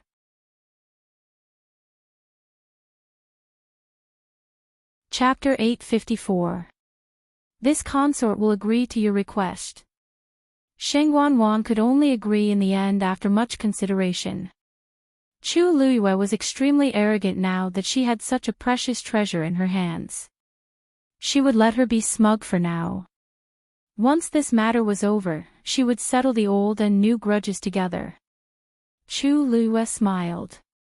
Third Princess, wouldn't it have been fine if you had agreed earlier? After all, His Majesty's health is more important. Don't you think so? Sheng Wanwan choked. She only felt that the Chu Luiyue in front of her was truly an eyesore. Her expression was cold as she lowered her voice. You'd best behave yourself. Otherwise, this consort has plenty of ways to deal with you. Chu Luiyue shrugged nonchalantly as she chuckled. Sheng Wanwan then walked out first. Chani hurriedly bowed as she secretly glanced at the two of them. The anger on the Third Princess's face had yet to dissipate, while Chu Luiyue had a relaxed expression. It seemed like the conversation hadn't gone very smoothly. Go invite Sua Mingxi over. Sheng Wanwan ordered coldly. Yes.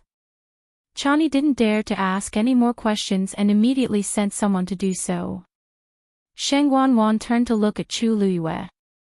You come with this consort to Clear Wind Hall. This wasn't the first time Chu Luiyue had entered the palace after her rebirth, but it was her first time coming to Clear Wind Hall. She had tried to come here before, but this place was heavily guarded and wasn't easy to approach, so she didn't act rashly. It could be seen that Sheng Wanwan placed great importance on Clear Wind Hall. Chu Luiyue knew very well that this definitely wasn't just because Imperial Father was here. She wanted Imperial Father to properly recuperate.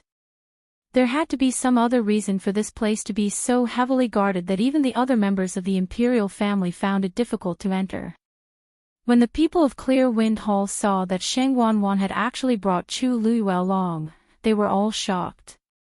When they heard that Sheng Wanwan wanted to let Chu Luiyue into the room to visit His Majesty, many people were even more shocked. It should be noted that on normal days, apart from the three celestial physicians on duty, only the Third Princess and eldest young Master Jiang could freely enter this place. Chu Luiyue was actually allowed to enter, which was really shocking. However, when everyone thought about it, Chu Luiyue had a divine beast and a dancing lotus. It seemed to make sense for the Third Princess to invite her. Sheng Wanwan did not directly take Chu Luiyue in. Instead, she waited in the pavilion next to them, waiting for Sua Mingxi to come. All sorts of gazes landed on Chu Luiyue. However, Chu Luiyue was already used to this and did not take it to heart at all. From the beginning to the end, he always had a demure and gentle appearance. Her words and actions were completely like that of a noble lady carefully nurtured by an aristocratic family. She was very generous and appropriate. It was very different from the aggressive appearance he had in the Huayong Palace. Vaguely, one could also hear the discussions of the servants. So that's Chu Luiyue.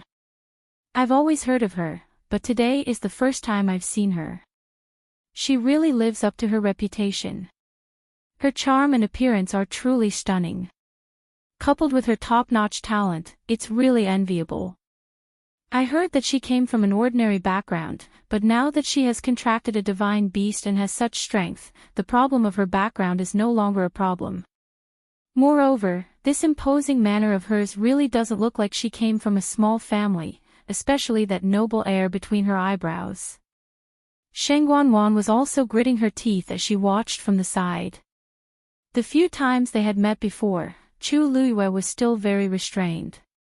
However, after returning from the mystic forest, it seemed that because he had something on her, he had become more and more unbridled.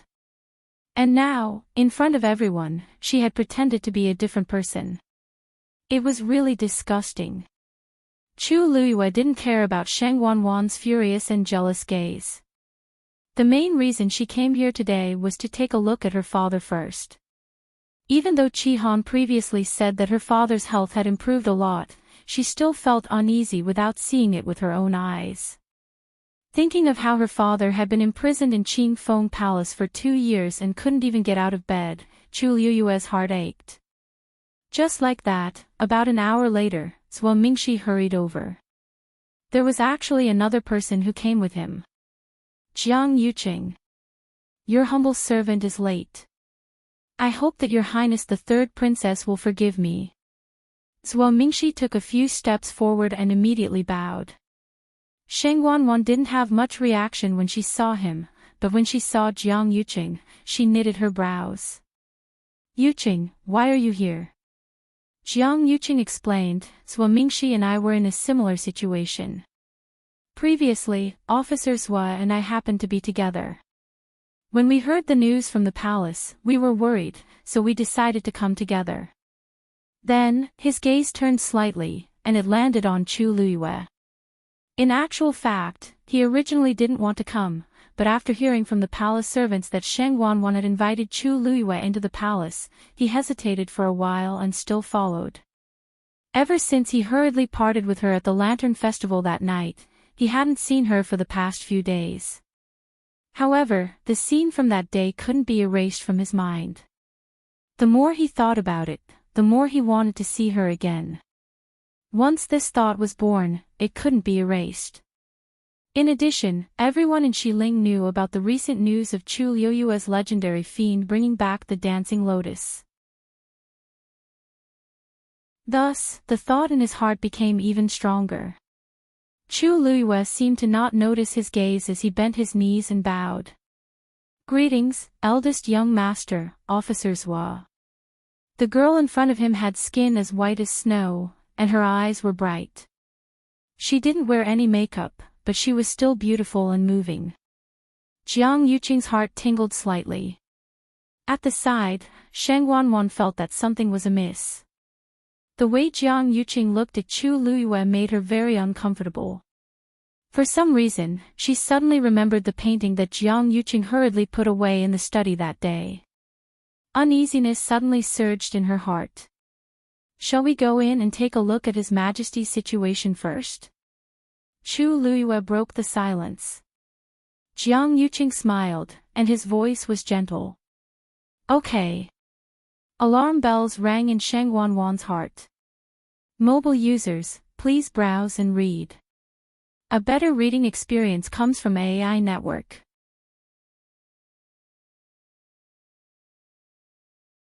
Chapter 855. A woman's intuition was always very accurate. Jiang Yuqing only said a few words to Chu Luiyue, but it already made Sheng Wanwan feel very uncomfortable. His tone was clearly different from when he spoke to her. Even his eyes seemed to have a trace of imperceptible gentleness. Sheng Wanwan bit her lip. Could it be that Jiang Yuqing really had feelings for Chu Luiyue? She clenched her hands in her sleeves and took a step forward. Her eyes were filled with anger. Tomorrow is the day of our wedding. According to the rules, we can't meet on the day before. Otherwise, it would be inauspicious. Even if you're worried about Imperial father, this consort is still in the palace.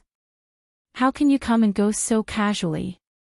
Did he not trust her, or did he not care about their marriage at all? Jiang Yuqing frowned when he heard this. Warned her, "You're thinking too much." "How am I thinking too much?" Sheng Wanwan felt even angrier. Even if it's an ordinary person who enters into a marriage contract, they would try to avoid it the day before, let alone us. This was a tradition that had been passed down from the Tianling dynasty. Even if it was just for a good intention, Jiang Yuqing shouldn't have come to the palace at this time.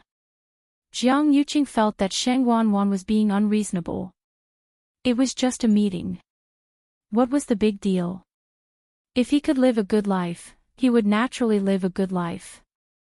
If he couldn't live a good life, it was useless no matter how much he trembled in fear and followed the rules of etiquette. Seeing that Sheng Wanwan was becoming more and more aggressive, Jiang Yuqing's patience gradually ran out, and his expression turned cold. "Since you value this rule so much, I'll leave now." After saying this, he really turned around and left with a wave of his sleeves. Jiang Yuqing. Stop right there.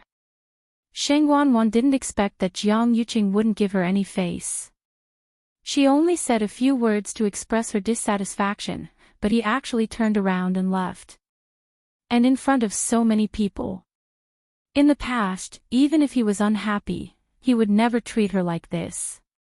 However, Jiang Yuqing turned a deaf ear to this voice. He didn't even pause in his footsteps as he directly left. Anyone could see the decisiveness and coldness in his back as he left. Sheng Wanwan's heart felt like it was on fire for a moment, but it also felt like ice water was poured on it for another moment. She was so angry that her whole body trembled. Wasn't she doing this for their future? In the end, he treated her like this. The atmosphere in the courtyard instantly dropped to the freezing point. The surrounding palace servants all lowered their heads, not daring to breathe loudly. The day before the wedding, the third princess and the eldest young master Jiang had an argument in the Qingfeng Palace, and they parted on bad terms. If this news were to spread, who knew what the people outside would say? Sheng Wanwan gradually came back to her senses. Her face was red and white, and she was extremely embarrassed. Zhuo Mingxi looked embarrassed and didn't know what to do. Jiang Yuqing came here with him. He didn't expect things to turn out like this. Chu Luyue calmly stood to the side with her eyebrows slightly raised. It seemed like she didn't care about this matter at all. She knew best what kind of person Jiang Yuqing was. In his heart, the most important person was always himself. When would such a selfish person care about other people? Sheng Wanwan should still like him. Otherwise, she wouldn't care so much about them meeting on the eve of the wedding. Unfortunately, Jiang Yuqing was too lazy to deal with her. Chu Luyue lowered her eyes and sneered in her heart. Now that things had turned out like this, who knew what kind of wonderful show would happen tomorrow? Sheng Wanwan clenched her teeth and suppressed the anger in her heart with great difficulty. You too, come with this consort to visit Imperial father. After saying this, she took the lead and walked inside. Chu Luyue and Zhuo Mingxi followed closely behind. Inside the Qingfeng Palace, it was very quiet. White mist lingered above the incense cauldron and a faint fragrance of ambergris spread out. Chu Luyue wrinkled her nose. At that time, Jian Fengqi had this smell on his body. She calmly looked inside. There was a person lying inside the golden muslin canopy. From here, she could only see a blurry figure. But Chu Luyue could still recognize at a glance, that person was Imperial father. The tip of her nose turned sour and the rims of her eyes turned hot. In an instant, it was as if there was a surge of heat in her heart, almost overturning her. Back then, when she was forced into a dead end, she finally chose to commit suicide without properly saying goodbye to Imperial father. Now that they met again, she had already become a different person. When she thought of how he had been lying here for 2 years, the bitterness and anger in Chu Liyue's heart almost burst out of her chest. She used a great deal of strength to restrain her urge to rush forward. Sheng Wanwan walked in front and had already reached the bedside. "Lord Zhua, come and take a look at Imperial Father's condition first." Zhua Mingshi walked forward. He lifted a corner of the muslin canopy and pulled His Majesty's hand out, leaving only his wrist exposed. Then, he carefully took His Majesty's pulse. After a moment, he let go of His Majesty's hand.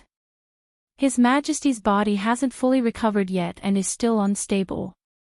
If you want His Majesty to wake up, I'm afraid that he still needs to be nursed back to health. As he spoke, he glanced at Chu Liyue. If we can supplement it with the dancing lotus and the blood of mythical beasts, it would naturally be best. Everyone could guess why Sheng Wanwan had asked Chu Liyue to come over today. Therefore, Zhua Mingshi simply said it directly. Sheng Wanwan asked. "Then, Lord Zhua, are you confident that you can refine the pill for Imperial Father today?" Zhua Mingshi chuckled. "Your Highness may not know, but heavenly treasures like the blood of mythical beasts and the dancing lotus don't actually need to be refined into pills. You just need to boil some medicinal herbs together to make a decoction and take it directly. This will save you some time." Sheng Wanwan heaved a sigh of relief and looked at Chu Liyue. "Young Miss Chu, please take the things out." Chu Liyue took a few steps forward and stood still 3 steps in front of the bed. From here, she could vaguely make out the outline of that familiar face. At this moment, he seemed to be lying on the bed with his eyes tightly shut, as if he was unconscious. She said, "It's my honor to be able to use these things in exchange for His Majesty's health." Sheng Wanwan frowned. For some reason, she felt that Chu Liyue seemed to have some feelings for Imperial Father. She couldn't put her finger on it, but she felt that it was an eyesore. Perhaps it was because Imperial Father could achieve meteoric success with this merit after he regained consciousness. When she thought of this, Sheng Wanwan felt some disdain in her heart. Chu Liyue took out a rectangular wooden box. Sheng Wanwan and Zhua Mingshi's eyes lit up. Then, Chu Liyue opened the wooden box. Click. A dancing lotus was lying quietly in the middle of it. 5 translucent pink and white petals were naturally closed. The stem was emerald green and full of vitality. It looked like it had just been plucked. Sheng Wanwan's throat was a little dry, and greed flashed in her eyes. This was the real dancing lotus. Chu Liyue snapped her fingers, and Dumpling appeared on her shoulder. Sheng Wanwan looked up and saw the red-tailed phoenix intimately rubbing Chu Liyue's cheek, looking obedient and lovable. She hated it in her heart. All the good things had become Chu Liyue's. Chu Liyue seemed to be unaware and tapped Dumpling's head. "Tuanzi, can I borrow a drop of blood from you?" Love Network provided a better reading experience.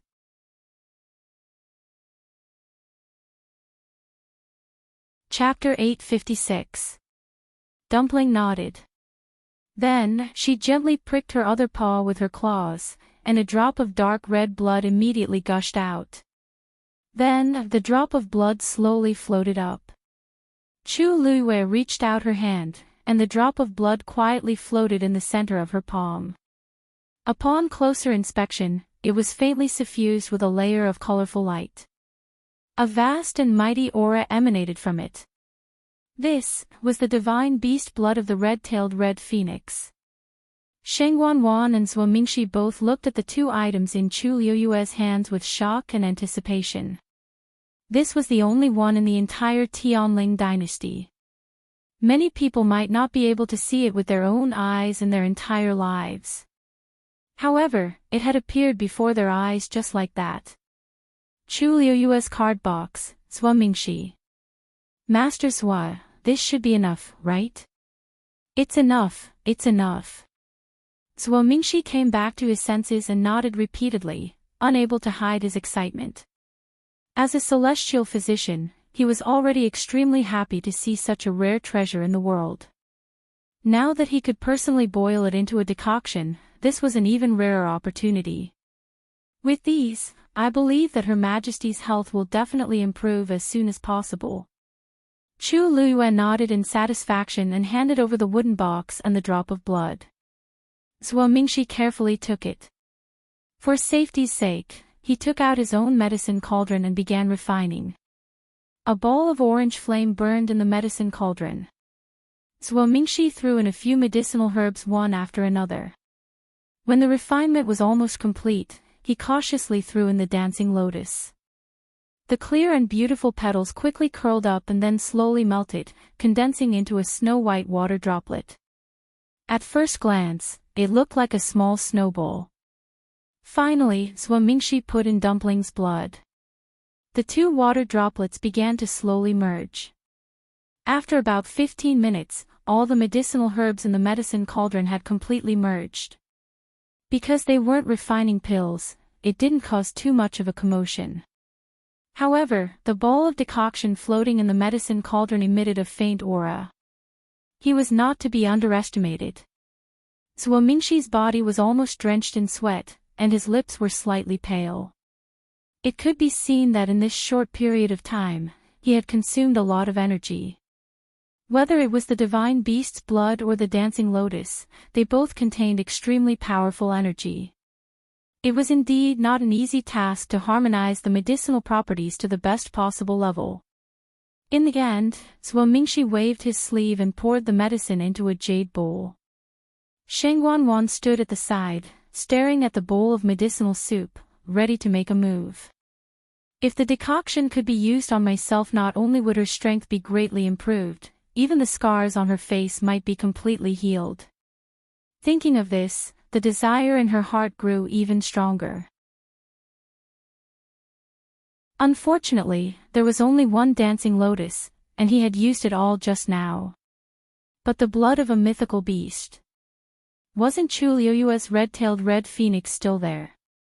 Your Highness. Zhuo Mingxi handed over the bowl of medicinal soup. Would you please feed it to His Majesty? Sheng Wanwan lowered her eyes to take a look, and only then did she regain her senses. She nodded and took the bowl. Taking a step forward, she lifted the muslin curtain and sat by the bed. Chu Luyue looked up, wanting to see Imperial Father's face. Unfortunately, Sheng Wanwan blocked her view, so she couldn't see clearly. Her heart trembled slightly, but she still withdrew her gaze, hiding the longing and worry in her eyes. With this medicine, Imperial Father's body should be able to improve greatly. The reason why she had purposely released the news and insisted on watching with her own eyes was to ensure that Imperial Father would be safe. Now, she could finally relax a little. On the other side, after Sheng Wanwan fed a few mouthfuls of the medicine, she turned back to look at the two. This consort will take care of things here. You can leave first. Zhuo Mingxi responded and was about to leave, but Chu Luyue said with a faint smile, "Today, I don't have any urgent matters to attend to. Anyway, I don't have anything important to do today, so I'll just stay here and see how His Majesty is doing after taking the medicine. After all, it came from me. If I leave now and something happens in the future, I really won't be able to explain myself. Third Princess, don't you think so?" Hearing this, Zhuo Mingxi, who was just about to leave, stopped. That's right. He was the one who refined this medicine. What if something happened? Then, this humble subject will also wait here. Zhuo Mingxi said tentatively, then stood to the side. Sheng Wanwan was furious. She had originally wanted to send the two of them away so that she could take the remaining half of the medicine for herself. But now, it seemed that she couldn't. Under the gazes of the two, Sheng Wanwan could only obediently feed the rest of the medicine to Imperial Father. Finally, she placed the empty bowl to the side and said indifferently, "All right, the medicine is finished. All right, the medicine has been used up. Let Imperial Father rest first." Chu Luiyue glanced at Imperial Father and vaguely saw that Imperial Father's complexion was much better. She felt slightly relieved. "Since His Majesty has used the medicine, then if there's nothing else, I won't disturb you any longer." With that, she turned to leave. "Wait." However, Sheng Wanwan suddenly spoke up and stopped her. "This consort has something to discuss with you in a bit." Without waiting for Chu Luiyue to reply, Sheng Wanwan glanced at Zhuo Mingxi again. "It's best if there's someone watching Imperial Father. I'll have to trouble Lord Zhuo to stay here for a while." Zhuo Mingxi hurriedly said. "This humble subject will naturally do his best."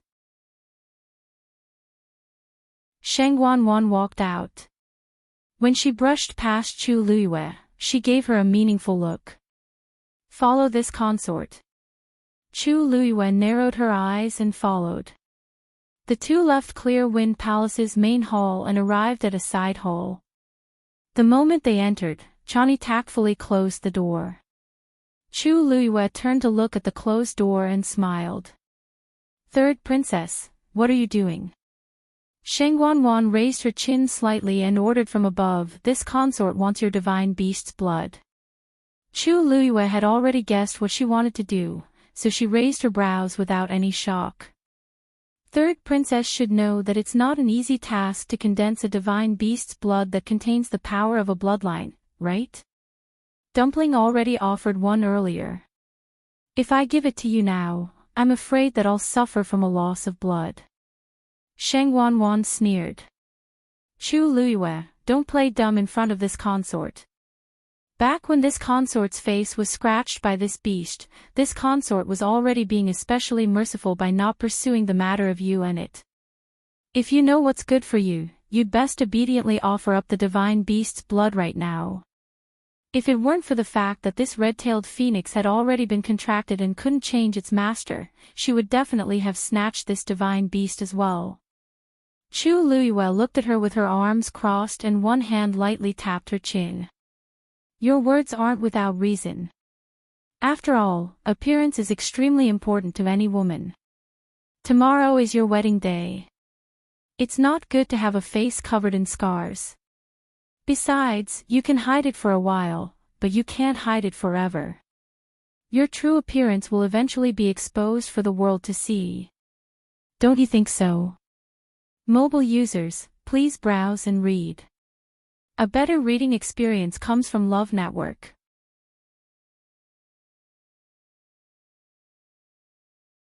Chapter 857. Sheng Wanwan's heart suddenly trembled. Chu Luiyue's words were like a sudden clap of thunder that exploded in her ears. She immediately felt guilty and looked at Chu Luiyue in bewilderment. Was there a hidden meaning behind his words? However, Chu Luiyue's eyes were curved and he didn't seem to be implying anything. Sheng Wanwan's heart felt like it was suffocating and she didn't know what to do. "Just tell me, are you going to give me the mythical beast's blood or not?" Chu Luiyue said with a smile. "Third Princess wants it, so how can I not give it to her?" Dumpling, she turned to look at Dumpling, who was nestled on her shoulder. It had already curled up into a ball and turned its head away, looking very disgusted. Not to mention that this blood was very precious to it, even if it didn't want it, it wouldn't be willing to give it to Sheng Wanwan. Chu Luiyue coaxed it a little, and Dumpling reluctantly offered up another blood bead. Sheng Wanwan's eyes lit up. The blood bead hovered in the palm of her hand. Chu Luiyue said, "Third Princess, it's not impossible for you to have it, but you have to take out something of equal value in exchange." Sheng Wanwan sneered disdainfully. At the end of the day, Chu Luiyue just wants something. "What do you want?" Chu Luiyue's lips curled up slightly. "I'll tell you what I want tomorrow. I hope that Third Princess won't be stingy when the time comes."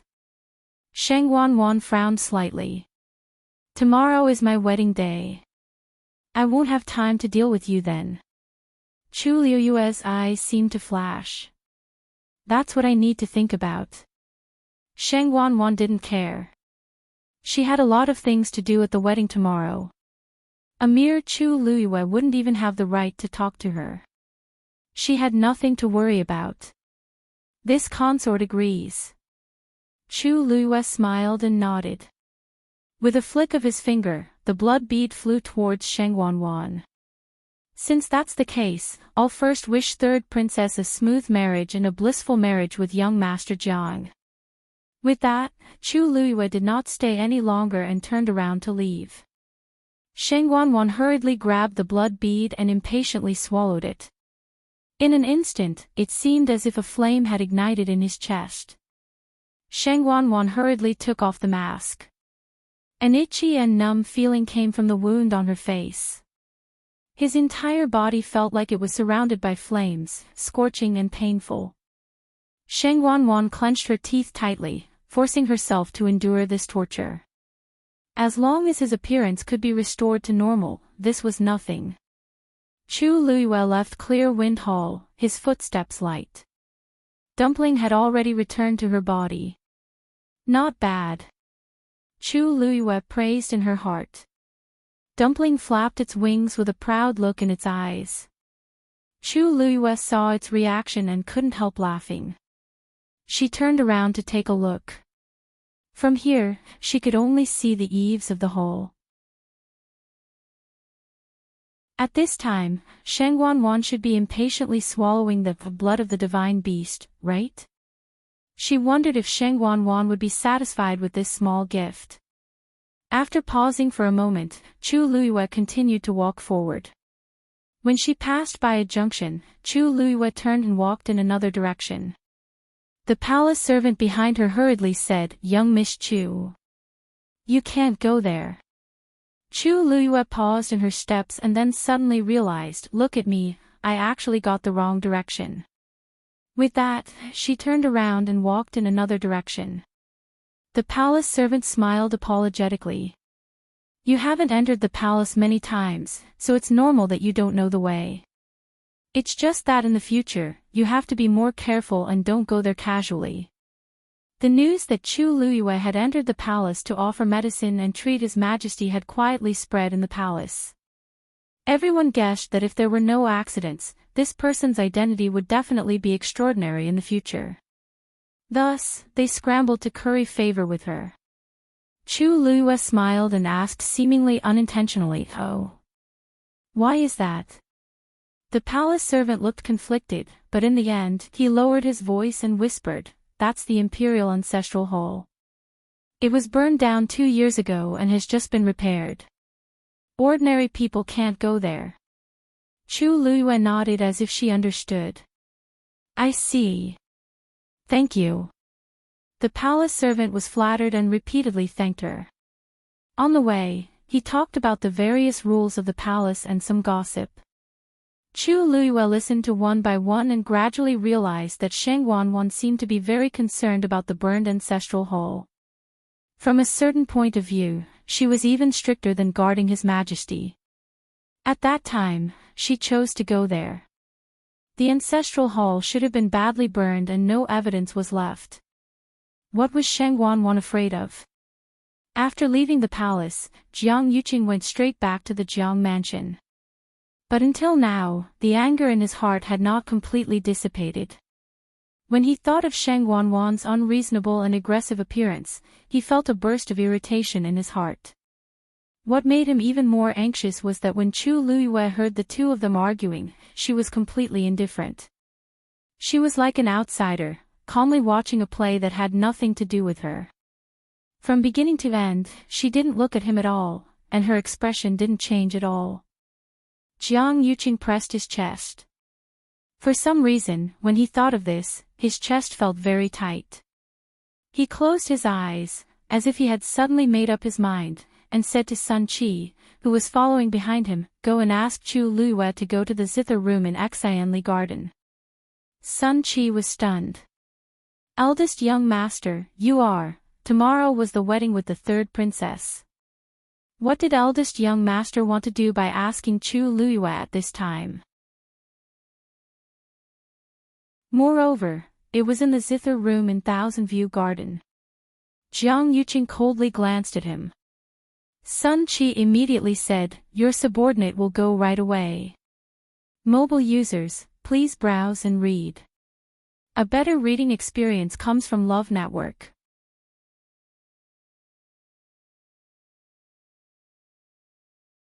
Chapter 858. Not long after Chu Luiyue walked out of the palace, she met Sun Qi, who was looking for her.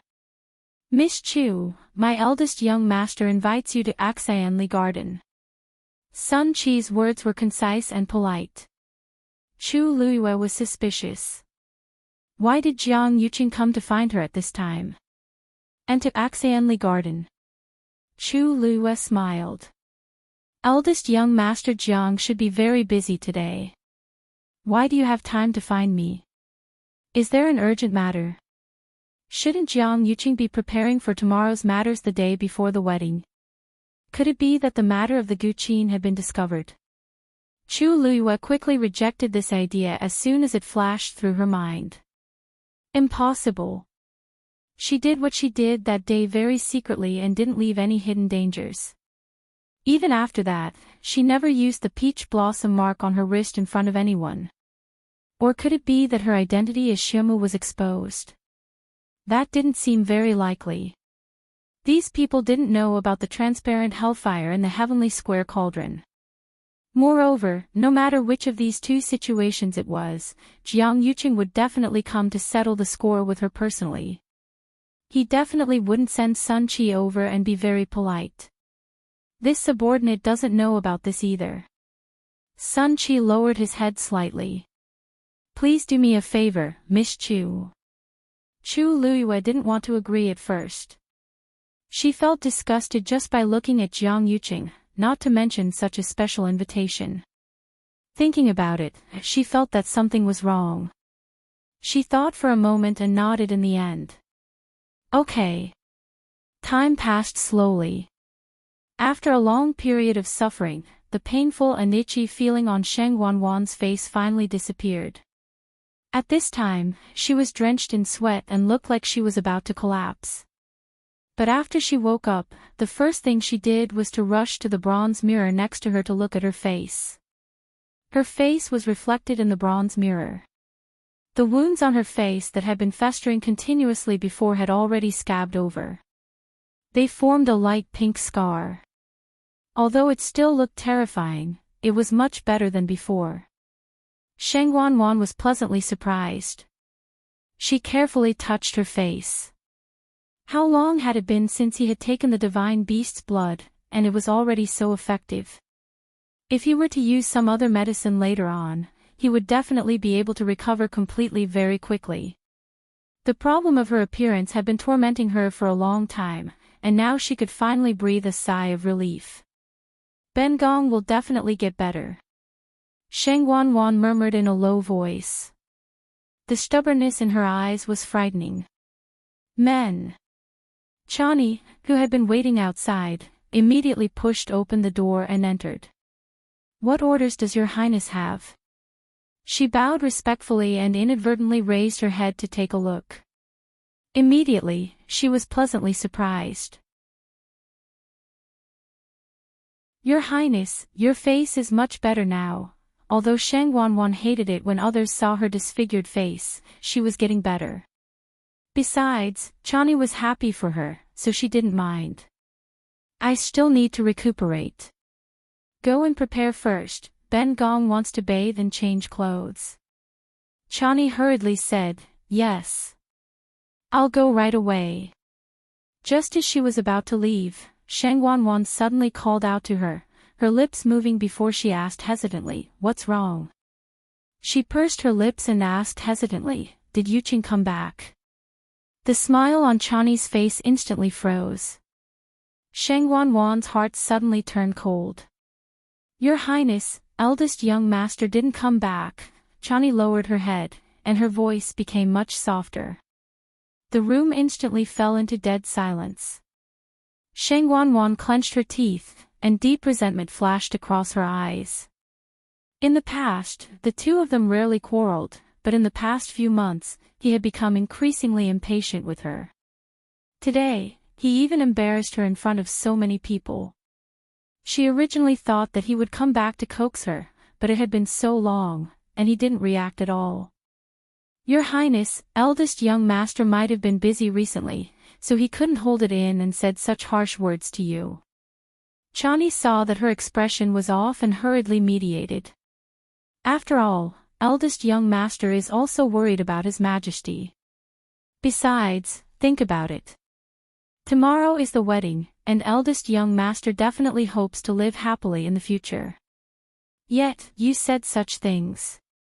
Sheng Wanwan's mood finally eased a little.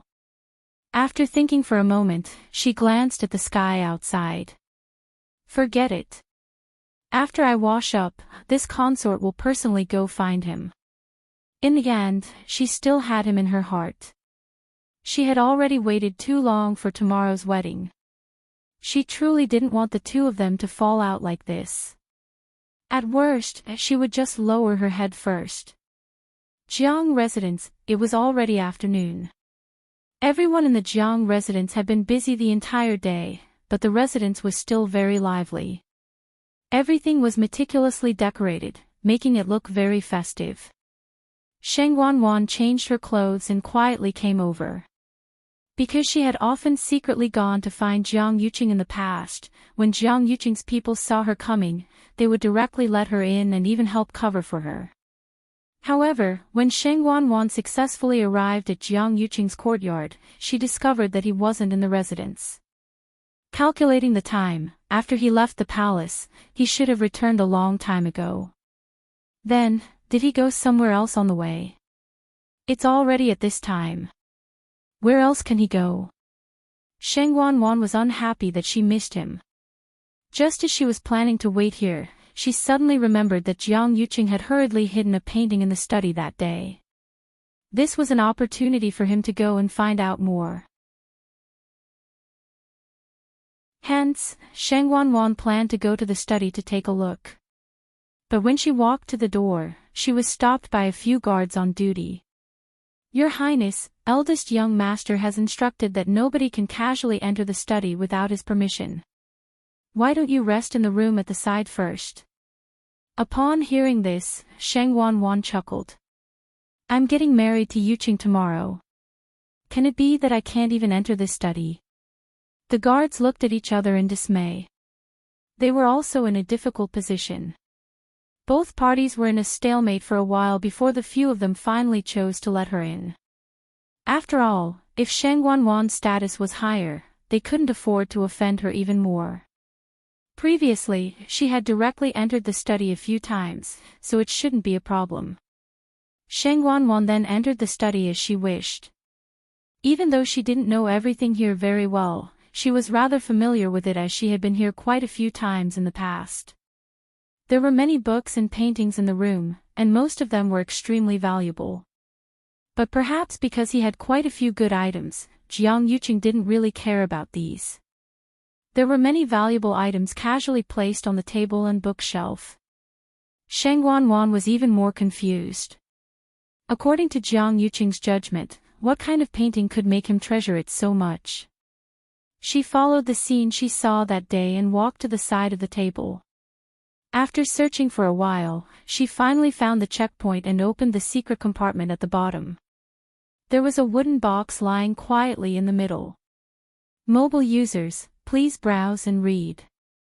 A better reading experience comes from IUN.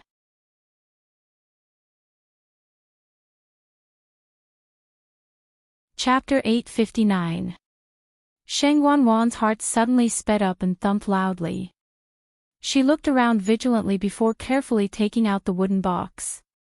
Even Jiang Yuqing didn't know that Sheng Wanwan had already figured out some of the mechanisms in his study. However, she had never done such a thing before. She knew that once Jiang Yuqing found out, he would definitely fly into a rage.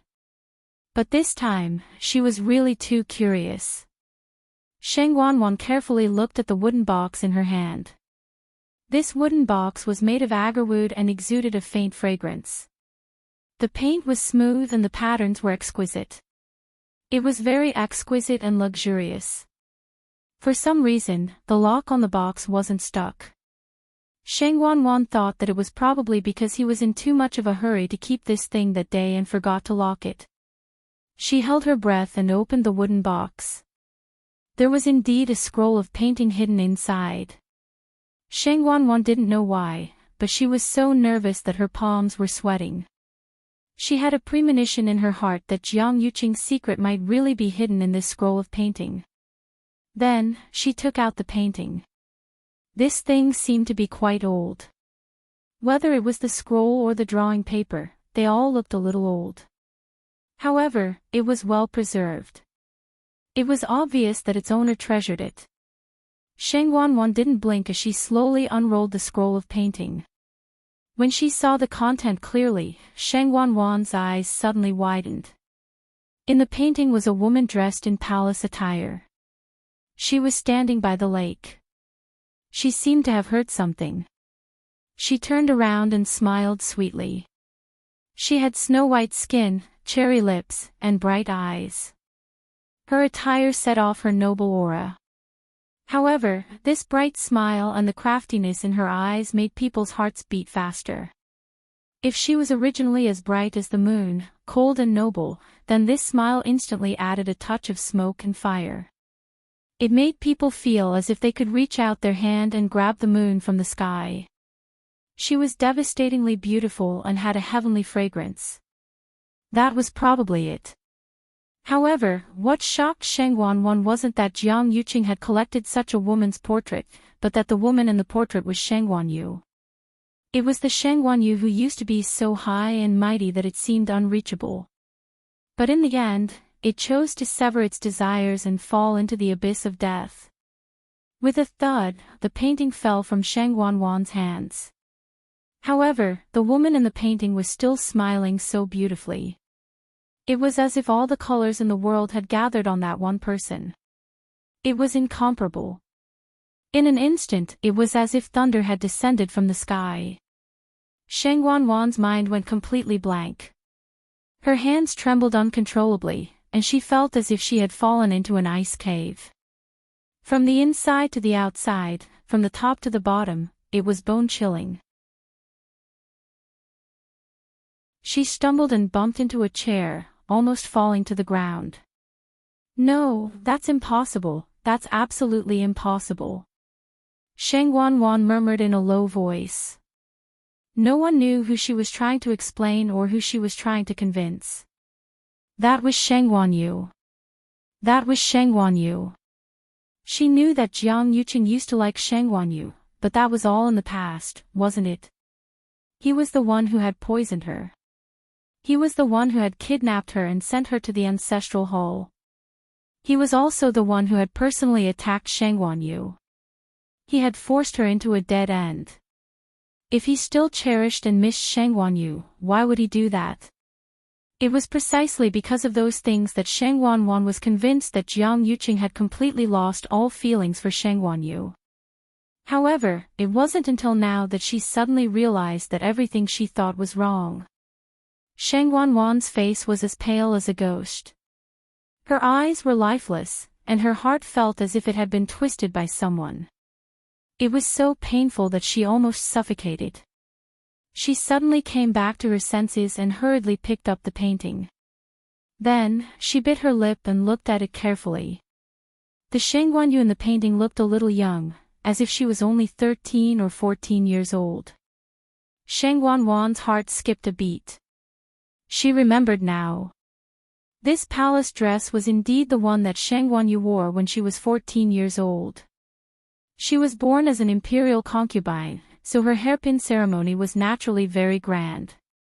Shang Wanwan could still clearly remember that many people came to the palace that day. Everyone was laughing and praising Shang Wanyu. Shang Wanyu, who had just turned 15 years old, was actually just a budding young girl, but she had already attracted the admiration of countless people. Some people were born to be favored by the heavens and were the center of attention. Shang Wanyu was such an existence. Why did Jiang Yuqing have such a painting? Sheng Wanwan's gaze shifted slightly and she saw the inscription at the bottom of the painting. It was a small line of words. On the 10th day of the 8th lunar month in the 31st year of Yuanjin. My heart is filled with joy when I see her, and I yearn for her. This was personally painted by Jiang Yuqing on that day. It had been 10 years since then. Sheng Wanwan stared at the line of words as if she wanted to burn a hole in it. She gripped the scroll so tightly that her knuckles turned white. If not for the last bit of rationality left in her, she would definitely tear this painting into pieces. So it turns out. For so many years, Jiang Yuqing had only liked her, Sheng Wanyu, from the beginning to the end. If he didn't miss it, why would he keep such a painting so carefully? And she, Sheng Wanwan, was at most a joke. Ha!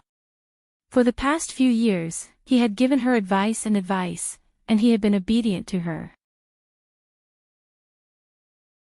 She had always thought that she was special to Jiang Yuqing.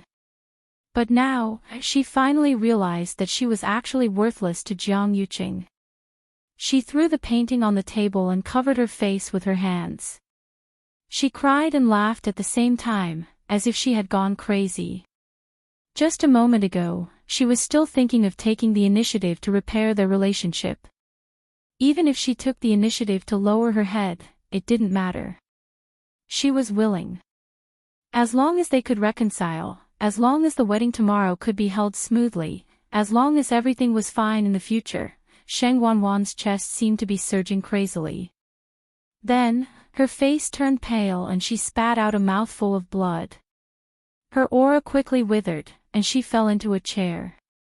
The guard outside heard the commotion and knocked on the door worriedly. He lowered his voice and asked, "Your Highness, are you all right?"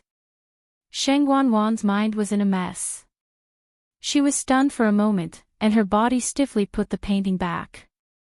Then, she got up and walked outside, asking word by word, "Now, where exactly is he?" Xanli Garden, Music Room. When Chu Luyue arrived, she saw Jiang Yuqing standing by the lake. He was dressed in a green robe and stood with his hands behind his back.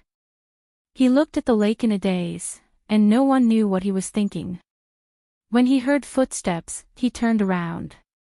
When he saw that it was Chu Luyue, his gaze became much gentler. Chu Luyue's eyes flickered, and she walked over.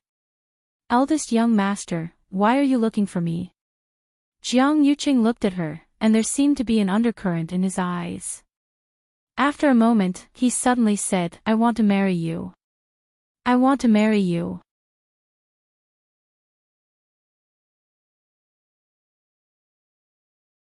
Chapter 860. Chu Luyue thought that she had misheard. "What?" Jiang Yuqing repeated. "I said, I want to marry you."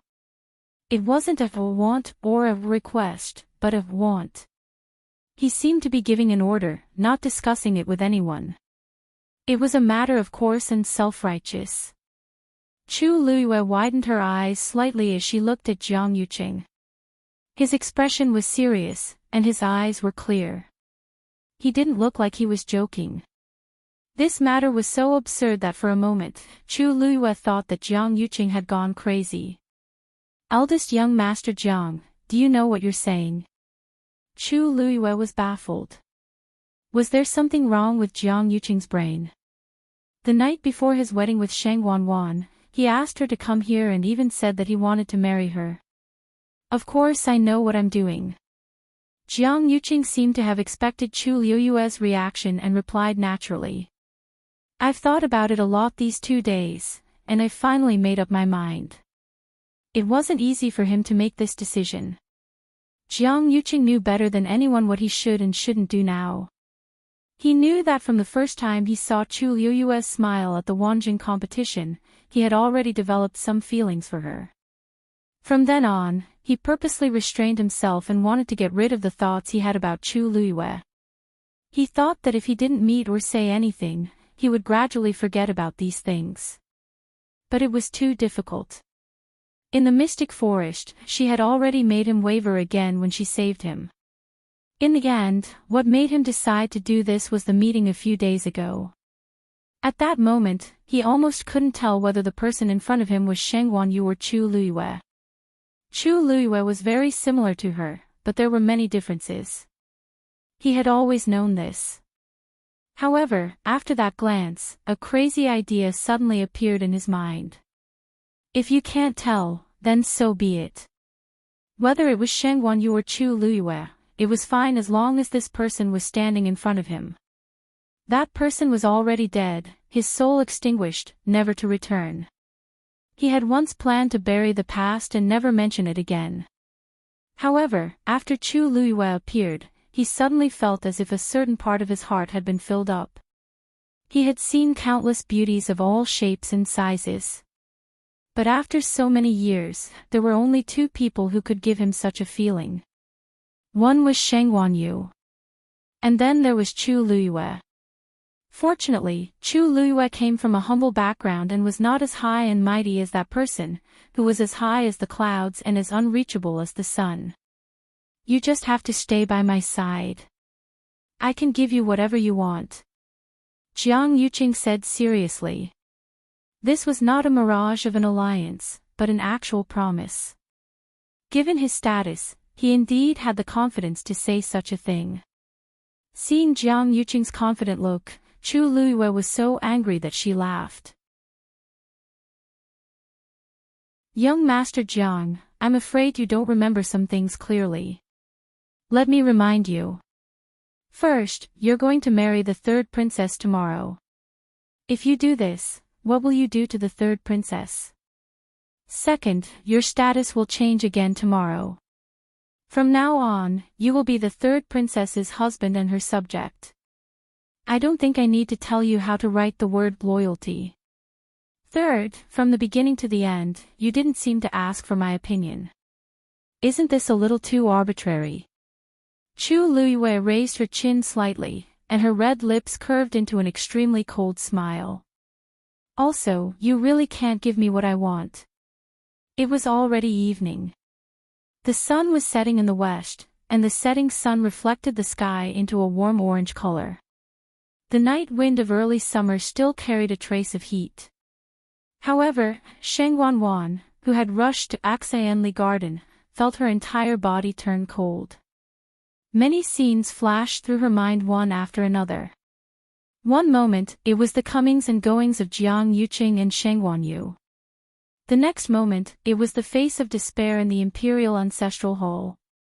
The next moment, it was the painting that had been kept for 10 years in the study. She was filled with anger, but she didn't know how to vent it.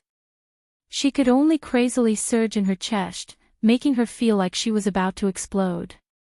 At this moment, she only had one thought in her mind: find Jiang Yuqing and ask him clearly.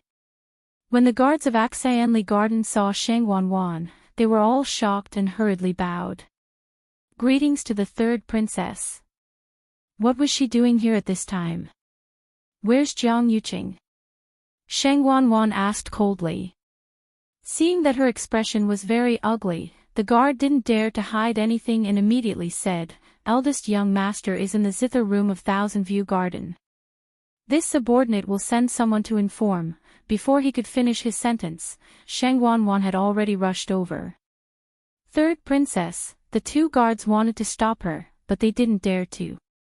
Although Axianli Garden had always been managed by Jiang Yuqing, it was still the territory of the Tianling Imperial family. If Sheng Wanwan wanted to enter, who would dare to stop her? The two of them looked at each other and saw the doubt and uneasiness in each other's eyes. Could the third princess be going to find trouble with eldest young master? Could it be that she's going to make a big scene? Sheng Wanwan didn't stop and kept walking forward. When she thought about how he was actually in that place right now, the hatred in her heart deepened. Of all places to go, he just had to come to the zither room. In the past, she thought that Jiang Yuqing was guarding this place strictly because she had harmed Sheng Wanyu. Now that she thought about it, he probably treasured the place she had stayed in before. She hurriedly walked over and saw the sparkling surface of the lake from afar.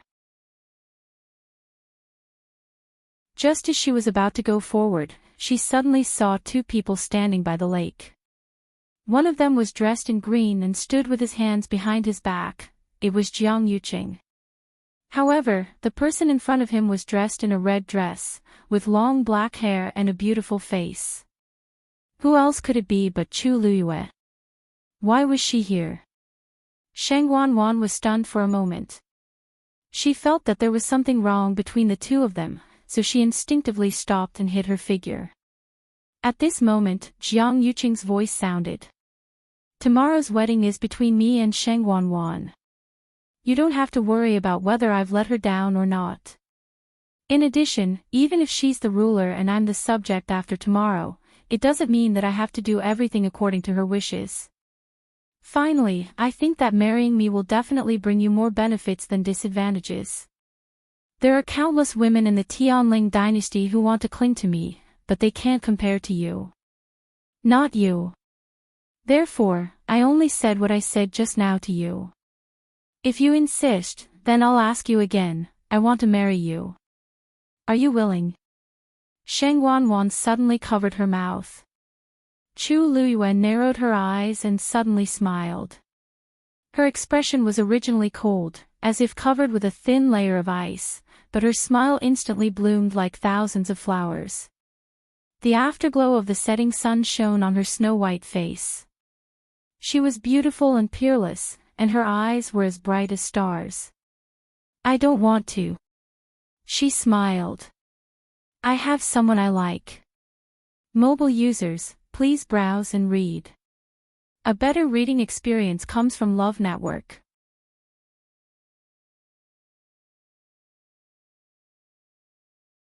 Chapter 861. Jiang Yuqing was suddenly stunned. How familiar was this scene? Once upon a time, that person was also like this. Here, she told him with a smile that her heart already belonged to someone else. The same place, the same words, the same smile. The only difference was that when that person said this to him in the past, he didn't even have time to express his feelings. But now, he put down his attitude and sincerely asked Chu Luyue to be with him, but he was also rejected. For a moment, Jiang Yuqing almost mixed up the two scenes. He couldn't tell whether the person in front of him was Chu Luyue or Sheng Wanyu. Something suddenly surged from the bottom of his heart. He grabbed Chu Luyue's wrist. That won't do. Chu Luyue easily dodged. Although Jiang Yuqing's cultivation level was higher than hers, after the experience in the Red Moon Desert, her movement technique had improved too much. It wasn't difficult to deal with Jiang Yuqing. Chu Luyue took a step back and raised her eyebrows slightly. The smile on her face faded a little. Eldest young Master Jiang, please conduct yourself with dignity. The disgust and disdain that flashed through her eyes suddenly pierced Jiang Yuqing's heart like a steel needle. The resentment that had been suppressed for many years suddenly gushed out. It almost went to Jiang Yuqing's head. He almost blurted out angrily, I won't allow it. You can't like anyone else except me. Jiang Yuqing's sudden outburst surprised Chu Luyue. In her impression, Jiang Yuqing rarely became so angry no matter what the situation was. Even when he was harming people, his expression was always calm and collected. Why did it seem like he had been provoked? Chu Luyue became vigilant and took another step back. She frowned and said coldly, liking someone can't be forced. Jiang Yuqing, wake up. Jiang Yuqing's heart trembled for some reason when he saw her getting angry. He looked at the pair of black jade-like eyes that were filled with anger, and his expression changed. He opened his mouth, but his voice lowered again. Ah, you, don't be angry. He murmured in a low voice as if he was begging her. He reached out his hand to pull her again. Chu Luyue felt that Jiang Yuqing was really crazy. What was he doing? Ah, you, who was he calling? A deep sense of disgust arose in her heart, and she turned around to leave. However, at this moment, a voice filled with anger and resentment came from the side. Jiang Yuqing. Chu Luyue looked up. Ah, what a coincidence, the person who came was Sheng Wanwan. Just now, when she was arguing with Jiang Yuqing, she didn't notice that someone had come. From the looks of it, she must have heard a lot of things just now, right? However, no matter how much she heard, Jiang Yuqing's every word was like a sharp knife to her, ruthlessly stabbing into her heart. This sharp roar finally brought Jiang Yuqing back to his senses. He looked at his empty hand. Chu Luiyue stood to the side, far away from him. Her entire body was filled with disgust for him, as if looking at him any longer would dirty her eyes. He suddenly felt a sharp pain in his heart. It was like this in the past, and it was still like this now. The emotions in his eyes quickly turned cold. He looked at Sheng Wanwan and asked coldly, "Why are you here?" Sheng Wanwan sneered. "This consort is the third princess, and this Axayenli garden is an imperial garden. Why can't this consort come here?" "But Jiang Yuqing, we're getting married tomorrow, but what are you doing? You're actually asking to marry another woman. Jiang Yuqing. Do you even have a heart?" Only she knew how much her heart hurt when she heard those words just now. She thought that her heart had already become numb after seeing that portrait. However, when she came here and heard how he treated Chu Luiyue, she realized that it could be even more painful. It was as if someone had grabbed her heart, pulled it out, threw it on the ice, and ruthlessly trampled on it. Ridiculous. Ridiculous. Jiang Yuqing frowned as he looked at the hysterical Sheng Wanwan. He had already sent away the nearby guards in advance. He originally wanted to have a good talk with Chu Luiyue, but he didn't expect that Sheng Wanwan would barge in and make such a scene.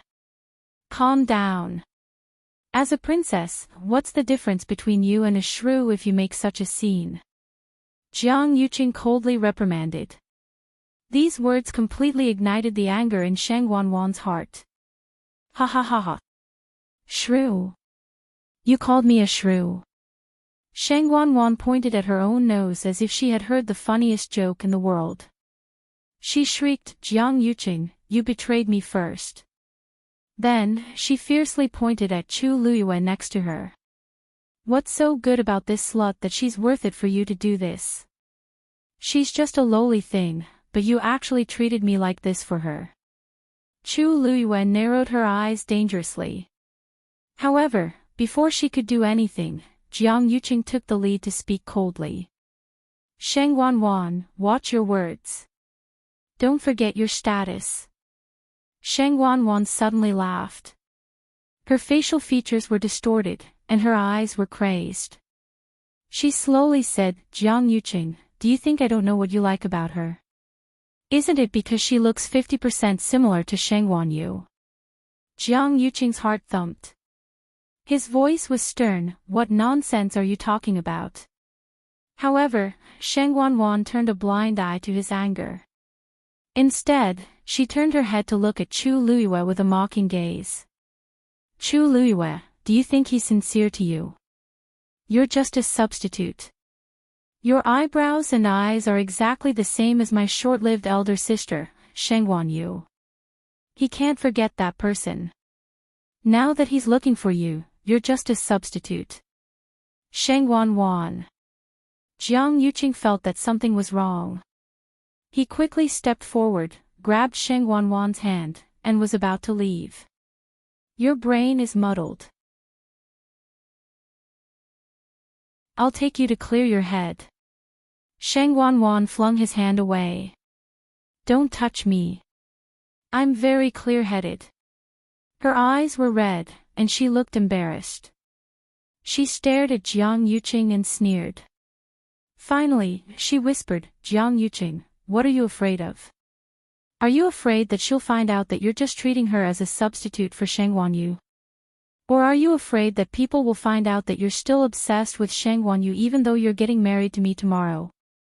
Or are you most afraid that people will find out that you've liked Sheng Wanyu for 10 years, but in the end, you personally, slap?" There was a loud slap in the face. Sheng Wanwan staggered and fell to the ground. Half of her face quickly turned red and swollen, and blood seeped out of the corner of her mouth. It was obvious how hard that slap was. Jiang Yuqing looked down at her with a murderous look in his eyes. Sheng Wanwan, you're crazy. Chu Luiyue stood at the side and watched this scene with a cold expression. It was as if she was watching a show that had nothing to do with her. Looking at the two hysterical people who were at each other's throats, she suddenly curled her lips and looked at them coldly. How laughable. The scene from 2 years ago was happening again. But this time, everyone's identities were reversed. The pain that they had inflicted on her in the past was slowly being exacted back on them. Mobile users, please browse for a better reading experience from Love Network.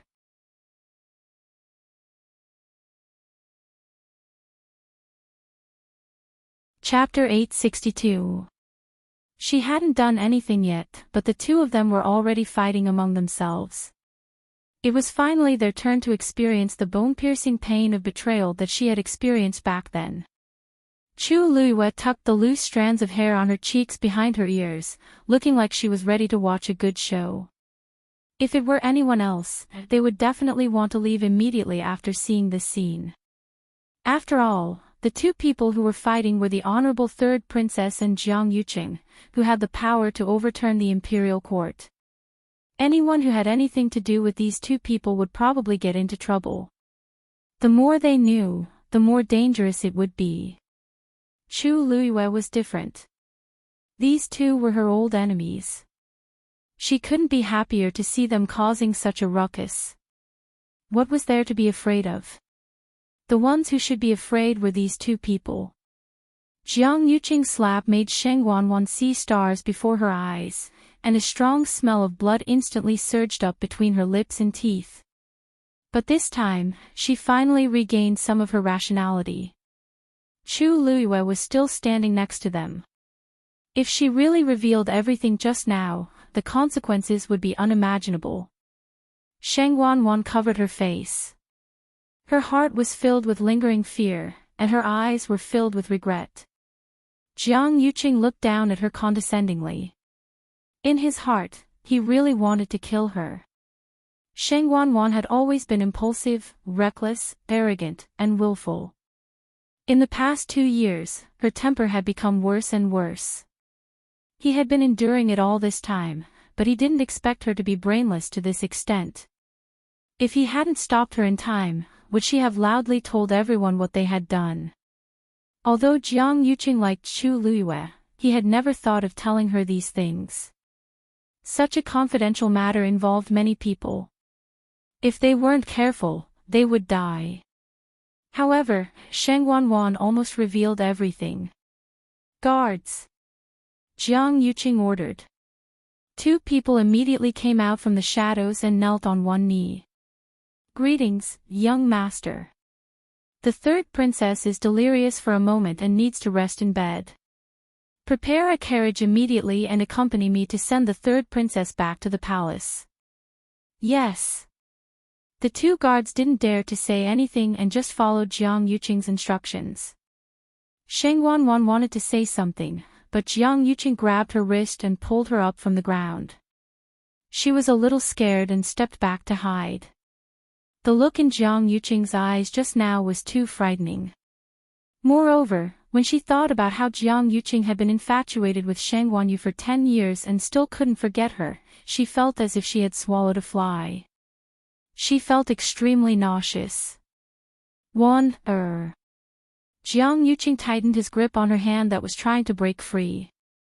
He gave her a warning look, but his tone was much gentler.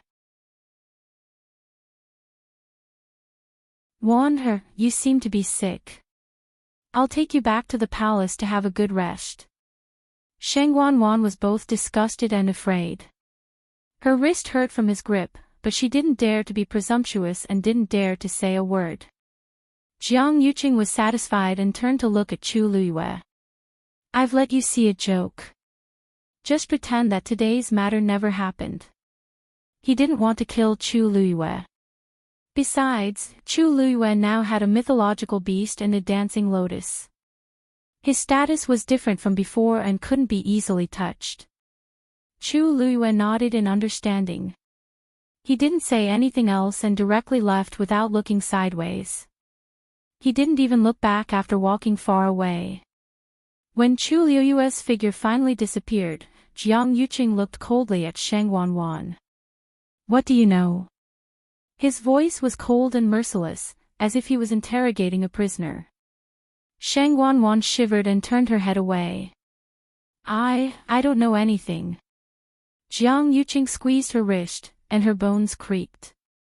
Sheng Wanwan was in so much pain that her face turned pale. "Speak. It hurts. It hurts." "I'll tell you." Sheng Wanwan finally couldn't take it anymore. She braced herself and shouted, "I went to your study." Jiang Yuqing instantly understood, and his expression became extremely dangerous. "You touched my painting." Sheng Wanwan had never heard him speak to her in such a tone. She felt wronged and resentful, but there was also a deep fear in her heart. Tears flowed down her cheeks. "I did touch it. I saw your painting." "So what?" "Jiang Yuqing, from the beginning to the end, you only loved Sheng Wanyu. You admired her for 10 years, but what did you do to me?" Jiang Yuqing looked at her expressionlessly. "There's no point in saying all this. For the sake of tomorrow's wedding, I'll let you go this time. But don't let me know that you did such a thing again. I'll send you back later. Prepare well. Don't make any mistakes tomorrow. As for everything that happened today, you'd better never mention it again." Sheng Wanwan smiled bitterly. "Jiang Yuqing, what am I in your eyes? But if you really treat her so well, why did you ask me to deal with her? Don't forget, you were the one who forced her into a dead end." Jiang Yuqing suddenly leaned closer, pinched her chin, and said word by word, "I did those things. You don't have to remind me over and over again. If you must have an answer, then I'll tell you, I've never compared you to her. I can kill her, and I can kill you even more, understand?" After saying that, he shook Sheng Wanwan's face away. Sheng Wanwan lowered her head, and the hatred in her heart kept surging. But in the end, she still said, "I understand. Tomorrow's wedding. Everything will go according to your plan." Tianling Dynasty, 41st year of Yuanjin, June 6. Third Princess Sheng Wanwan and the eldest son of Grand Tutor Jiang Lizhua, Jiang Yuqing, were getting married. Digression: at 6:00, mobile users, please browse and read. A better reading experience comes from AI. Net.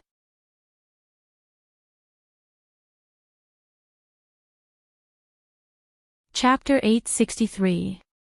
The third princess's wedding and coronation ceremony was naturally a joyous occasion for the entire nation. The entire Xiling city had been bustling with activity since 3 days ago. On the 6th day of the 6th month, everyone's enthusiasm reached its peak. On the streets, red satin fluttered, and almost every household hung red lanterns for celebration. Ever since the crown princess passed away 2 years ago, the huge Xiling city had never celebrated so wildly.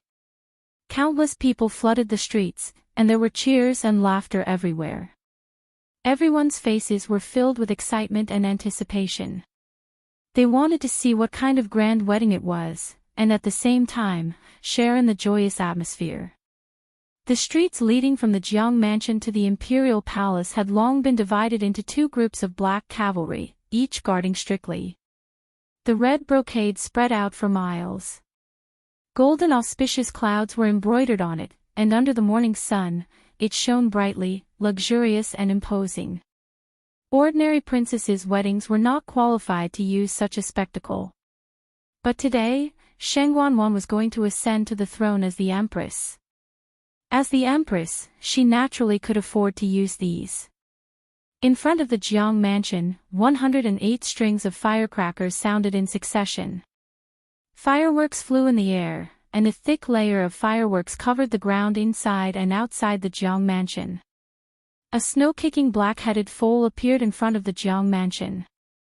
This was an 8th-grade demonic beast, with a strong body and strong limbs. Its entire body was pure black, and only its 4 hooves were snow-white, as if it was flying through the snow. Its fur was without a trace of impurities, and its eyes were blue-green, as clear and clean as turquoise stones.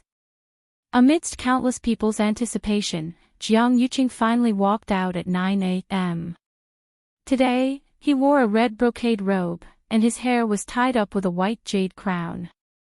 He was originally a famous handsome man in Xiling City, and today's attire made him look tall and slender, with sword-like eyebrows and starry eyes, very handsome. Therefore, when he came out, it immediately attracted a series of low exclamations from the crowd. Many women looked at him with bright eyes and blushed cheeks, their faces full of unconcealable adoration. Whether it was background, appearance, or talent, Jiang Yuqing was definitely the best. Such a person, only the Imperial princess is worthy of such a person. A low murmur of discussion came from the crowd. I don't think it's that good to have a marriage alliance with the royal family. Especially when he was with the 3rd princess, he was even less free. First, it's the etiquette between a ruler and his minister, and then the way of husband and wife. That may be the case, but from today onwards, the status of the entire Jiang family will rise by a level. Even eldest young Master Jiang himself will have more say in the imperial court. There are many people in the world who want such a good thing. Exactly. Previously, he already had a lot of power in his hands, but he didn't have a suitable identity. As time passed, it was inevitable that people would criticize him. But as long as he marries the 3rd princess, won't all of this be natural? Isn't it all because the Empress concubines suddenly passed away back then? There were many things that could only be urgently handed over to him to handle. In the end, after he took over, he was unwilling to return it. He endured until now and continued to do so. In the future, no one will be able to stop him from doing whatever he wants. Sure. Keep it down. Are you tired of living? If such words were heard, they wouldn't have a good ending. Fortunately, the streets were crowded and very noisy at this time. Apart from the people nearby, no one else could hear such discussions. Jiang Yuqing walked to the front of the snow-kicking black-headed colt, leaped, and easily mounted the horse. Behind him, the ceremonial team had already finished their preparations. They carried mahogany chests filled with all kinds of treasures and lined them up one after another. There was almost no end in sight. Apart from the Jiang residents that prepared the betrothal gifts, no one could guess how rich the items inside were. Jiang Yuqing lightly kicked the horse's belly, and it immediately moved forward. Gongs and drums were beating on the streets, and ceremonial music sounded. Jiang Yuqing led his people towards the imperial palace. The crowd surged along with him. From afar, the array was astonishing. Because today's wedding ceremony was a little special and was held in the Longquan Palace in the Imperial Palace, all the important figures of the Tianling dynasty directly entered the palace and waited for Jiang Yuqing's arrival. Jiang Yuqing sat high on the horse. When he raised his head, he could see the heavy and majestic Imperial Palace. His expression was calm, and an undercurrent flashed through his eyes. He had imagined such a scene many times. In the end, after so many years, it finally came true. But standing at the end of this palace road, waiting for him behind the door, was already another person. But that was not important. What he had to do was to cross that door. As for who the person behind the door was, it was not important.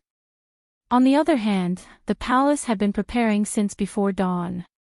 The process of the ceremony was complicated and tedious, and there were many things to be used. Chani checked with the people sent by the Ministry of Rites over and over again, afraid that she would miss something. In the main hall of Huayang Palace, Sheng Wanwan also woke up early and began to let 2 experienced nannies help her dress and make up. Of course, she had already put on a mask in advance.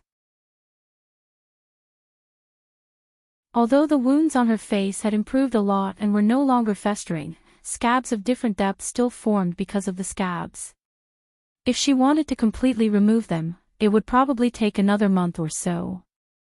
Moreover, half of her cheek was red and swollen from Jiang Yuqing's slap, and it had yet to fade. The two nannies were both old people in the palace. They had once sent several princesses to their weddings and were very experienced.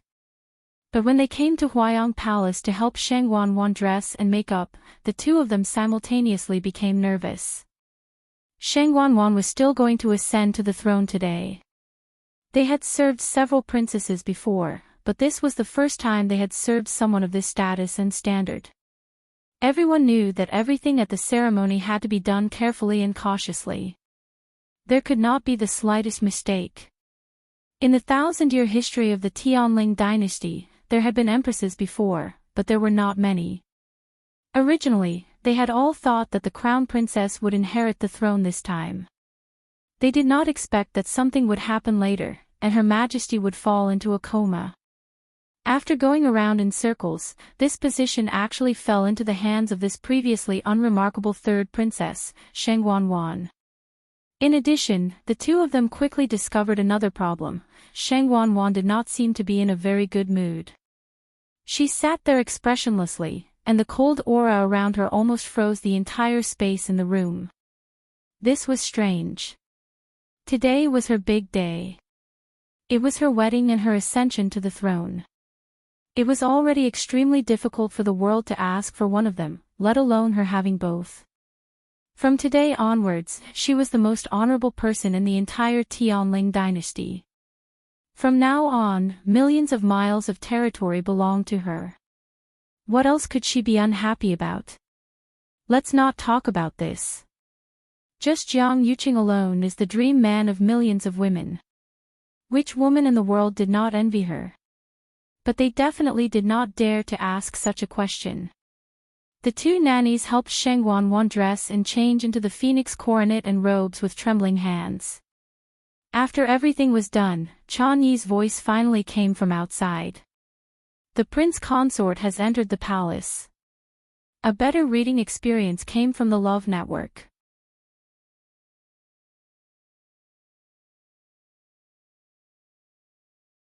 Chapter 864.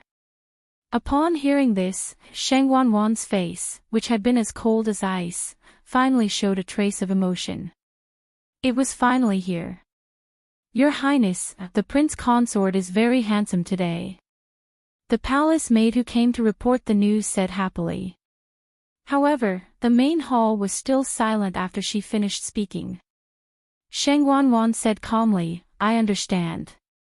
This consort understands. You may leave. The palace maid was stunned. What was going on? Why did the third princess not seem happy at all after hearing this news? If it was an ordinary woman, shouldn't she be shy and happy when she heard that her husband was coming to marry her? But why did the third princess's expression seem as if she didn't care at all? The palace maid had wanted to say a few nice words to ask for a reward, but she ended up in such a situation. For a moment, she was at a loss and didn't know whether to advance or retreat. What are you still standing there for? Do what you should be doing. If there is even the slightest oversight, you will be held accountable. Chan Yi, who was waiting at the door, reprimanded in a low voice with a cold expression. The palace maid was startled and hurriedly agreed in a submissive manner. Why yes. With that, she retreated timidly. When she walked outside, she was still confused. Strange.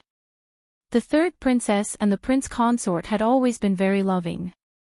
There was no reason for them to be like this on the wedding day. Could it be that the third princess was unhappy because she praised the prince consort? That was still possible. Thinking of this, the palace maid secretly scolded herself for being stupid. In the main hall, Sheng Wanwan looked at her reflection in the bronze mirror. Her injuries had been completely covered, and her exquisite makeup made her look even more beautiful than usual. Disregarding everything else, Sheng Wanwan was also one of the top beauties in Xiling City. Today, she was dressed up splendidly, which made her even more beautiful. However, her eyes, which carried a trace of resentment, ruined the beauty of her face. She looked a little bitter and unkind. When a nanny saw this, she smiled and said fawningly, "The third princess's eyes are really beautiful. The third princess is truly as beautiful as a painting. She's like a fairy. After so many years, this servant has served many masters, but you are really the most beautiful one." The other nanny also hurriedly echoed, "Yes. If the prince consort sees you, he will definitely be shocked." Sheng Wanwan sneered in her heart. She slowly stroked the phoenix hairpin on her head and asked softly, "What's the matter?" "Oh. Then how is this consort compared to eldest sister?" Sheng Wanwan's elder sister was naturally only one person, the former princess, Sheng Wanyu. As soon as this was said, the two old maids were instantly stunned and embarrassed. Sheng Wanwan was indeed beautiful, but compared to that person, she was still a far cry. Not to mention his facial features, just his aura was different from the rest. Sheng Wanwan was a worldly beauty, but the empress concubine's beauty was like the sun in the clouds, causing people to only admire her. Even if they looked at her more, they would feel that it was blasphemous. There was really no way to compare. One of the nannies reacted quickly and smiled. "Today is His Highness' big day, so you are naturally the most beautiful." Sheng Wanwan didn't say anything, but her eyes were filled with sarcasm. She didn't need them to say anything. She also knew that her appearance couldn't compare to Sheng Wanyu. In that painting, Sheng Wanyu was only 14 years old, but she was already a rare beauty. It was no wonder that Jiang Yuqing had been thinking about her for 10 years. At this moment, the sound of ceremonial music suddenly came from outside.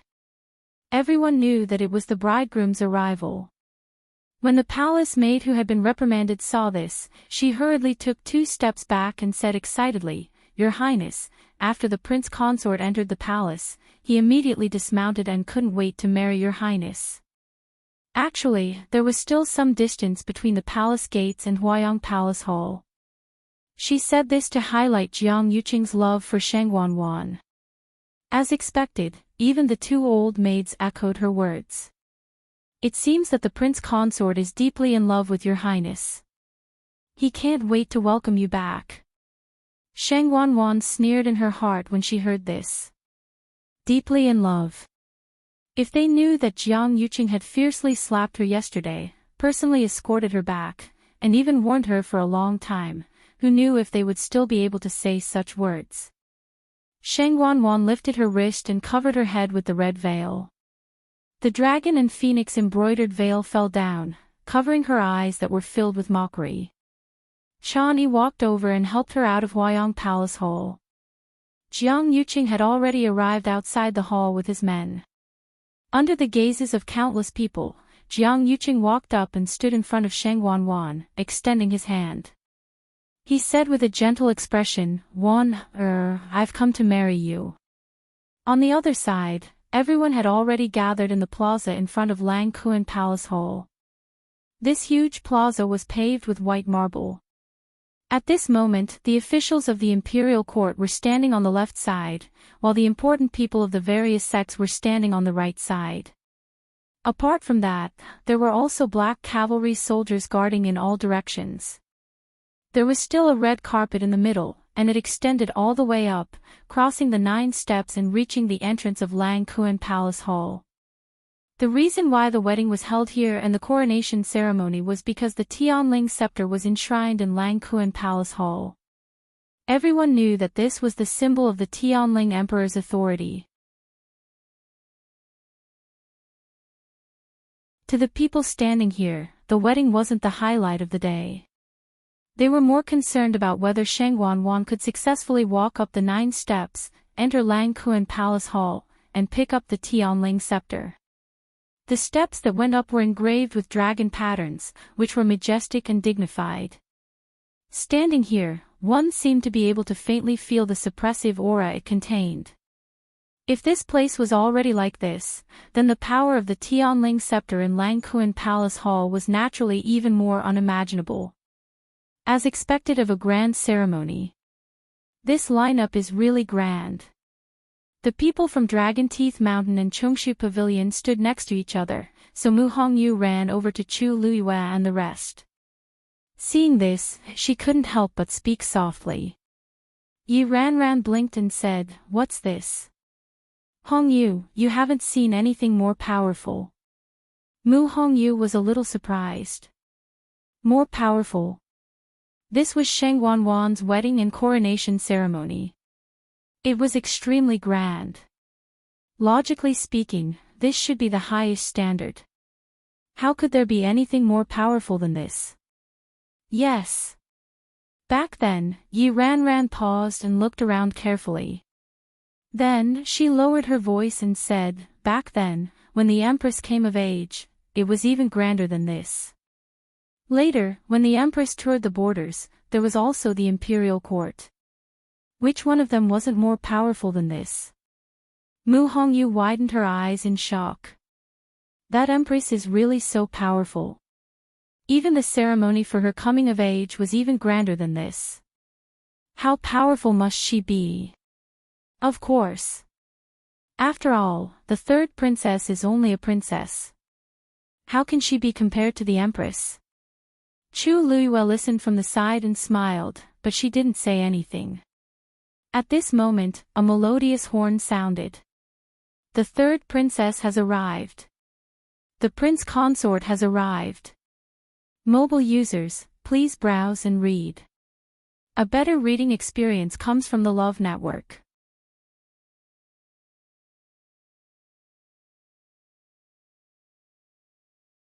Chapter 865. A voice full of energy rang out and instantly spread throughout the entire Langkuan Palace. Everyone in the square in front of the palace heard the voice and looked over. They saw two people coming in hand from the magnificent palace gate. The person on the left was Jiang Yuqing.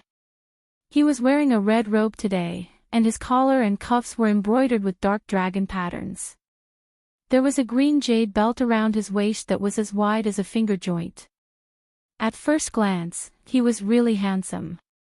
Disregarding everything else, just her appearance alone was top-notch. Our prince consort is really outstanding and elegant. No wonder the third princess is so in love with him and wants to marry him no matter what. Hey, don't you think about it. That Jiang Yuqing was someone who caught the eye of the Empress. Naturally, ordinary people can't be compared to him. That's true. Even if you look at the whole West Hill, among the younger generation, he can be considered the top in all aspects, right? Everyone was discussing animatedly. However, at this moment, a somewhat abrupt voice suddenly came from the crowd. Humph, he's just a vile person who's trying to make his own camp. No matter how good his skin is, it's still unbearably ugly. The person who spoke didn't deliberately lower his voice, and the strength of the people present wasn't weak, so almost everyone heard it clearly. The originally noisy crowd suddenly quieted down, and everyone looked in the direction of the voice. They wanted to see who was so bold to dare to say such words at this time and place. Chu Luiyue heard this and slightly raised his eyes, then was slightly startled. The person who spoke was a middle-aged man. He was tall and very burly, and his skin was dark. He stood there like a small mountain that could move. However, what attracted attention wasn't his appearance, but the black armor he was wearing. There was a long sword at his waist. He was clearly a general. In the entire Tianling dynasty, there were very few people who could openly carry a sword into the palace. Of course, the most important thing was that he was standing in front of the officials, showing his high status. When they saw that it was this man who spoke, some people who originally wanted to watch the show quickly withdrew their gazes. TSK, they actually forgot about this killing god. He was the commander of the Black Cavalry, Meng Jingji. Speaking of this person, he was extremely famous. Almost everyone in the Tianling dynasty, regardless of their age, knew that this valiant general had been stationed at Shijiang for decades and had made outstanding military achievements. Although he did not return to the West Hill often, his name was still enough to intimidate people. If it wasn't for the fact that the third princess wanted to ascend the throne, he wouldn't have rushed back. Now that Jiang Yuqing was in control of the court and held great power, the only person who dared to publicly insult him like this was probably Meng Jingji, who held military power. "General Meng, what do you mean?" Jiang Lizhuo was the grand tutor, one of the three dukes. He also stood in front of the officials, only a few steps away from Meng Jingji. When he heard this, his expression immediately turned ugly. Meng Jingji sneered. Not only did he not back down in the slightest, he continued to speak. "What? Did I say something wrong?" If he still had any feelings for the Empress concubine, why would he do such a thing? Why did he have to be with the third princess of all people? Thinking of how the Empress concubine had treated him and the third princess, it had not even been 3 years since she passed away, and the two of them were so impatient to get married. How ridiculous! If it was in Shijiang, anyone who dared to do such a thing would definitely have their head chopped off by Man Huangzi. He was originally a military general who had been on the battlefield all year round. His whole body carried a strong murderous aura, which was extremely cold. In addition, he really couldn't stand this matter, so his tone was even more fierce and imposing. Even the few officials standing behind him unconsciously took 2 steps back, afraid that they would be implicated. Jiang Lizhuo didn't expect him to speak so bluntly and harshly. For a moment, his face turned pale with anger. You! Meng Jingji! You're impudent. You're humiliating the third princess. Yuan Wei, who was next to him, calmly stepped forward and stood between the two of them. He smiled with a gentle expression and said, Okay, they'll be here soon. How ugly would it be if you make a big fuss at this time? Calm down. Jiang Yuqing was so angry that his hands were trembling. It was clearly Meng Jingji who started it first. After he finished scolding, he was satisfied. But he didn't let anyone refute him. Those words just now were clearly heard by all the people in the surroundings. Meng Jingji looked at him condescendingly. Hey, this matter was done by them. This general was just telling the truth. How did it become a humiliation? It seems that Jiang Lizhuo also knows how ugly this matter is if it gets out. Meng Jingji. Don't be so rampant. Jiang Lizhuo was so angry that he wanted to immediately go forward and beat Meng Jingji up. But Meng Jingji was one of the top experts of the Tianling dynasty. If he went forward, he would only be asking for trouble.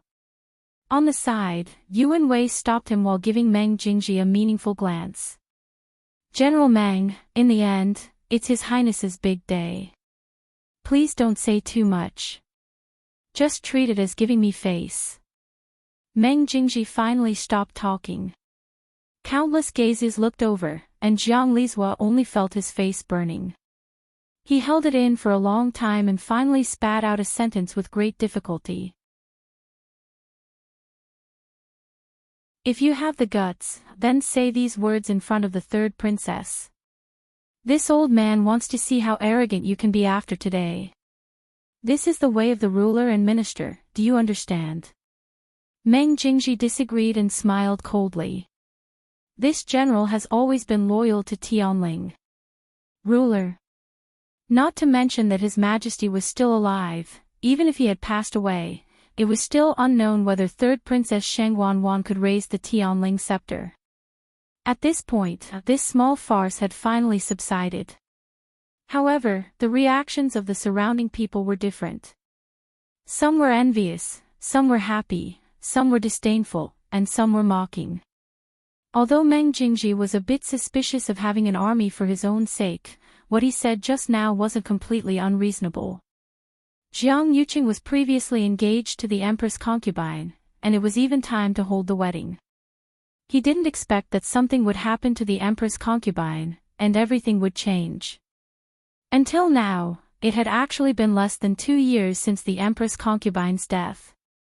Jiang Yuqing and Sheng Wanwan's wedding really made people feel that it was inappropriate.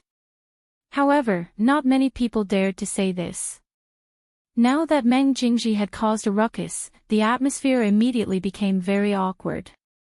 The surrounding space seemed to have become a bit colder, as if it was frozen. Chu Luyue glanced at Meng Jingji, her heart filled with mixed feelings. Because she never thought that Meng Jingji would actually speak up for her. In her impression, she had only seen Meng Jingji a few times, and he always had a dark face and looked very fierce. In addition, she had supported Mu Qinghe to be the Deputy General of the Black Cavalry, so to a certain extent, she had divided up Meng Jingji's power. She had always thought that Meng Jingji didn't have a good impression of her. She didn't expect that. The newcomer has arrived. Give your first greeting, ascend the steps of the 9th heaven. Mobile users, please browse and read. A better reading experience comes from Love Network.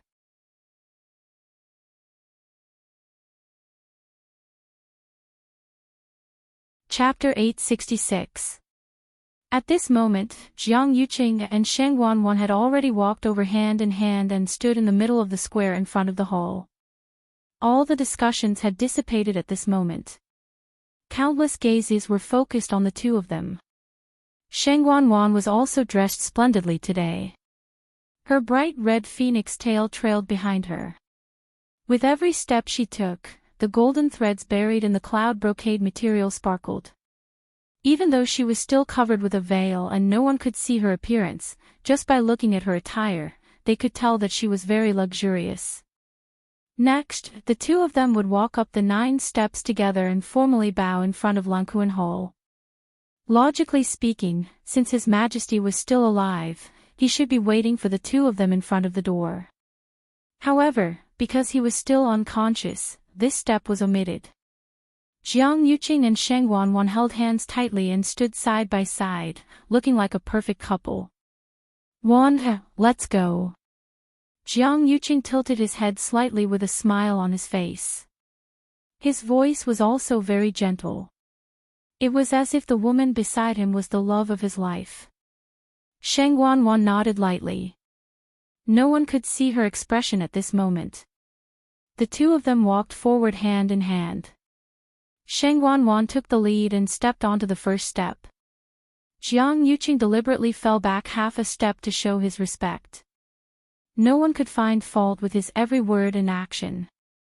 Sheng Wanwan continued to walk up and stepped onto the second step. At this point, one could already feel the faint pressure spreading from the Lankuan Palace. However, this was nothing to Sheng Wanwan and Jiang Yuqing. The two of them walked up step by step, and the pressure on their bodies also became heavier and heavier. Every time they walked up a step, they needed to mobilize more force to resist this increasingly stronger force. When they reached the 7th step, Sheng Wanwan felt a little powerless. Although she was now at the early stage of the 7th rank, she had just recovered her Yuan meridian after all, and the strength she could display was not that strong. His entire body felt like it was filled with lead, incomparably heavy. Jiang Yuqing, who was by the side, quickly noticed that something was amiss with Sheng Wanwan. During this period of time, he relied on some methods to barely recover his strength to the peak of the 7th stage. Although it was a little better than Sheng Wanwan, the pressure in the Lankuan Palace was not to be underestimated. He secretly exerted more strength in his hand and sent Sheng Wanwan to the 8th step. Sheng Wanwan's legs trembled and her body swayed. Jiang Yuqing frowned inwardly and quickly supported her. Then, he gritted his teeth and climbed to the 8th step. Standing here, he could clearly see that the door of Lankuan Hall was open. Usually, the door to Lankuan Palace was tightly locked. Only during the coronation ceremony would the elders of the royal family work together to open it. Once this barrier was opened, the pressure of the Tianling scepter spread unstoppably in all directions. It was precisely because of this that Sheng Wanwan and Jiang Yuqing encountered such a terrifying pressure. The closer they got, the more shocking the aura was. The people standing in the square below were also staring intently. When they saw that Sheng Wanwan's footsteps seemed to be a little shaky, some people's expressions changed slightly. Did the third princess lose her footing just now? An extremely low voice came from the crowd. She was wearing a phoenix coronet and a robe with a wide skirt behind her. However, many people still saw her swaying just now. It shouldn't be, right? If she can't go up now, how can she raise the Tianling scepter? Someone retorted, but his tone was very uncertain. In the history of the Tianling dynasty, there were precedents of people who couldn't raise the Tianling scepter. After careful calculation, there were a total of 4 people. The final outcome of these people, without exception, was that they were all deprived of the right to inherit the imperial power and never had the chance to start over again. To them, this was an undeniable shame and humiliation. Even though they could retain their status as members of the imperial family and eat, wear, and use the same things as before, because of this failure, they would never be able to raise their heads again for the rest of their lives. Among the 4 people, 2 of them couldn't bear the pressure after the failure and chose to commit suicide. Another one was greedy for cultivation and ultimately suffered from qi deviation, severing his own yuan meridian and dying. As for the last person, he never took a step out of the palace again and died in less than 3 years. It was obvious how important the matter of raising the Tianling scepter was to the heir to the throne. It was also because of this that every emperor would be especially careful when selecting their heirs. Most of them would be evaluated from a very young age based on their talents. They would first select a few with good conditions and focus on nurturing them. When they grew up, they would then select the best one. However, Sheng Wanwan was never the one who was chosen and thought highly of. On one hand, it was because her birth mother's status was low and she wasn't valued since she was young. On the other hand, she had never displayed any amazing talents and was even more invisible. Most importantly, ever since Sheng Wanyu was born and found to have the Tianjing Yuan meridian, the current emperor had directly selected her and never thought of a second person. The Tianjing Yuan meridian that only appeared once in 1,000 years was extremely precious. It was actually very normal for the emperor to do this. However, no one would have thought that something would happen to her on the eve of her wedding. In the 2 years that followed, Jiang Yuqing and Sheng Wanwan joined forces and gradually took control of the court. Other than Sheng Wanwan, there was really no one more suitable than her. The countless gazes behind her made Sheng Wanwan feel as if there was a blade on her back. She knew that at this time, any small mistake would be infinitely magnified. She clenched her teeth and crazily circulated the force in her body. She tried to raise her leg and climb up the last step. However, it was as if there was a heavy weight on her legs and she couldn't move at all. She began to feel anxious. Her heart was burning with anxiety. If she couldn't even go up here, then wouldn't the back? At this moment, Jiang Yuqing injected a force into her body from her palm. Sheng Wanwan instantly felt much more relaxed and hurriedly raised her leg and took this step. Jiang Yuqing followed closely behind. The 2 of them held their hands tightly and, one in front and one behind, finally climbed up the last step. Stepping on the ground, Sheng Wanwan finally heaved a sigh of relief in her heart. In front of the Longkuan Hall, 6 royal elders lined up in a row and respectfully waited for the 2 of them to arrive. Actually, there should have been 8 of them. Unfortunately, Elder Qiushi and Elder Duanmu Chun had both died in Dahuang Swamp previously, so there were only 6 people left now. The elder standing at the side took a step forward and concentrated his qi in his dantian. His voice was like a large bell that spread far and wide. First bow to the heavenly Tao. Sheng Wanwan and Jiang Yuqing turned around and bowed to heaven and earth. Second bow to the heavenly order. The 2 of them turned around again and bowed to the Longkuan Hall. The celestial emperors bow to each other. The two of them stood facing each other. In an instant, Sheng Wanwan's mind went blank. Mobile users, please browse and read. A better reading experience comes from the Love Network.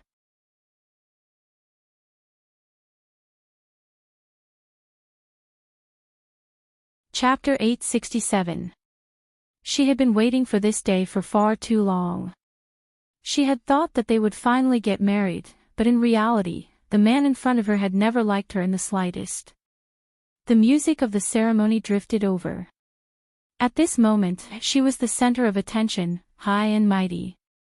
She had thought that she would be elated on this day. But when it really came to this moment, she suddenly felt empty. Thinking of that painting, her hands couldn't help but tremble, and endless hatred surged in her heart.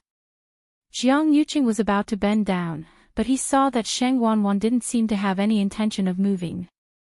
A trace of coldness flashed across his eyes, but it disappeared in an instant. Then, he gently and softly called out to her. Wan, There was a smile on his face, and his voice was very gentle, as if he was afraid of disturbing something. But the look in his eyes was so cold.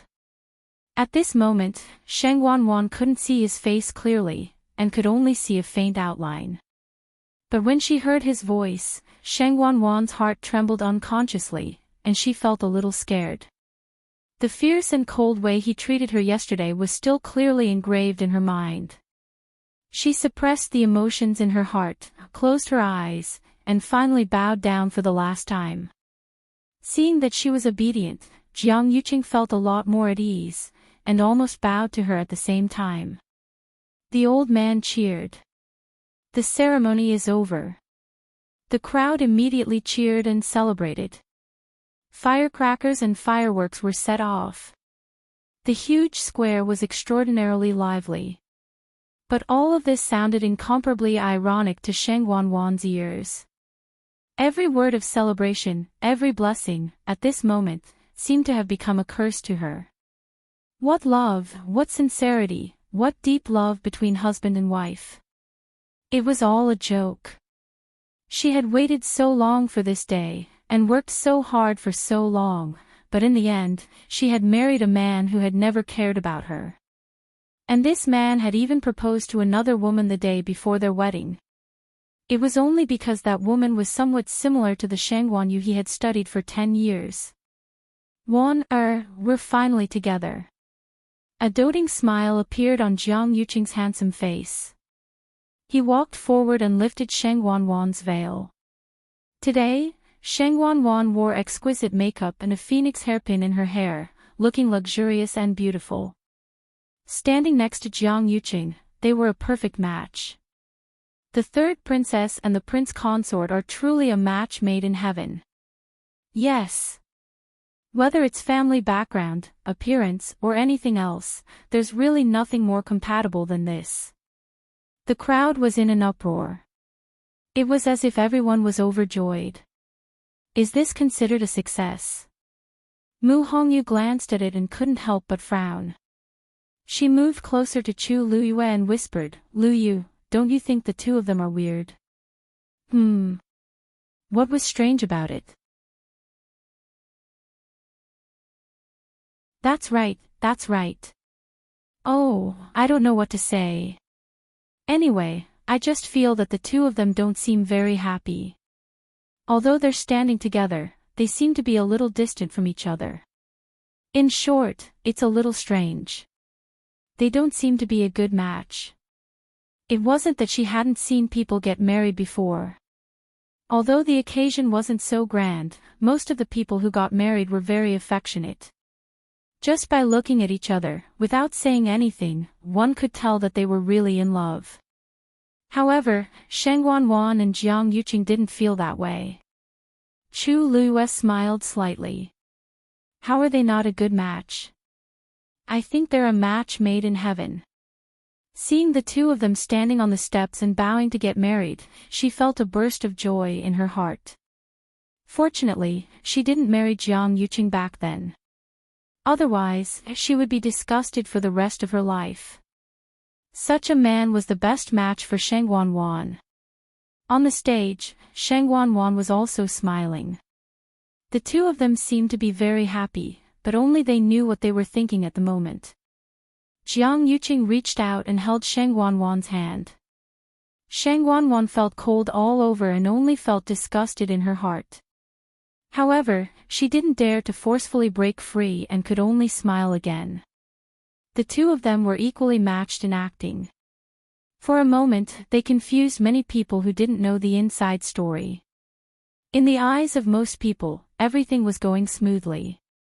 The two of them standing on the steps were also harmonious and beautiful. At this moment, the old man who was singing the ceremony opened his mouth again. "Please, Tianling scepter." This voice was full of energy and echoed in the sky above Lang Kuan Palace for a long time.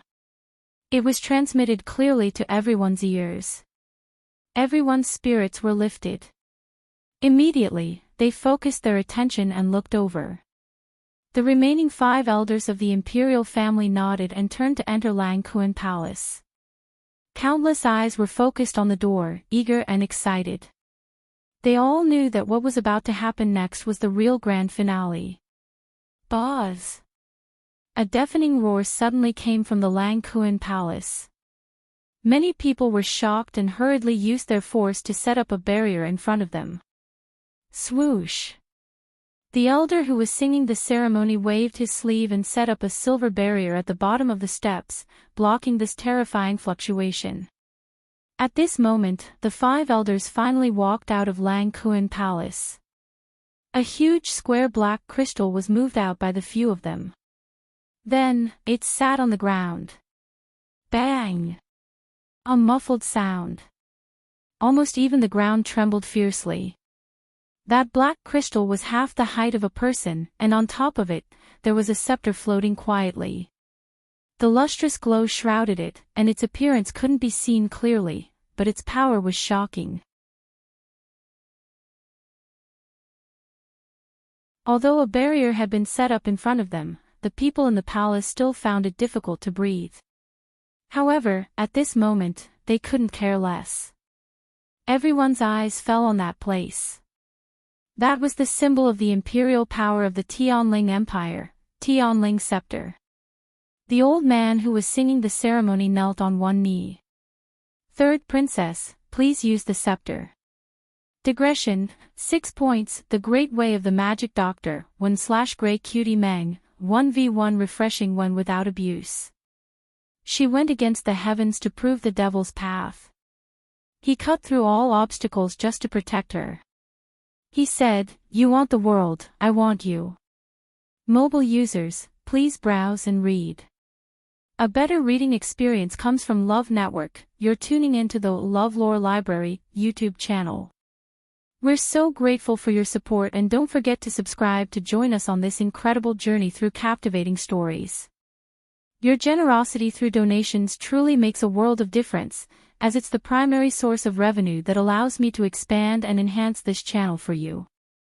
Thank you from the bottom of my heart for being a part of this adventure.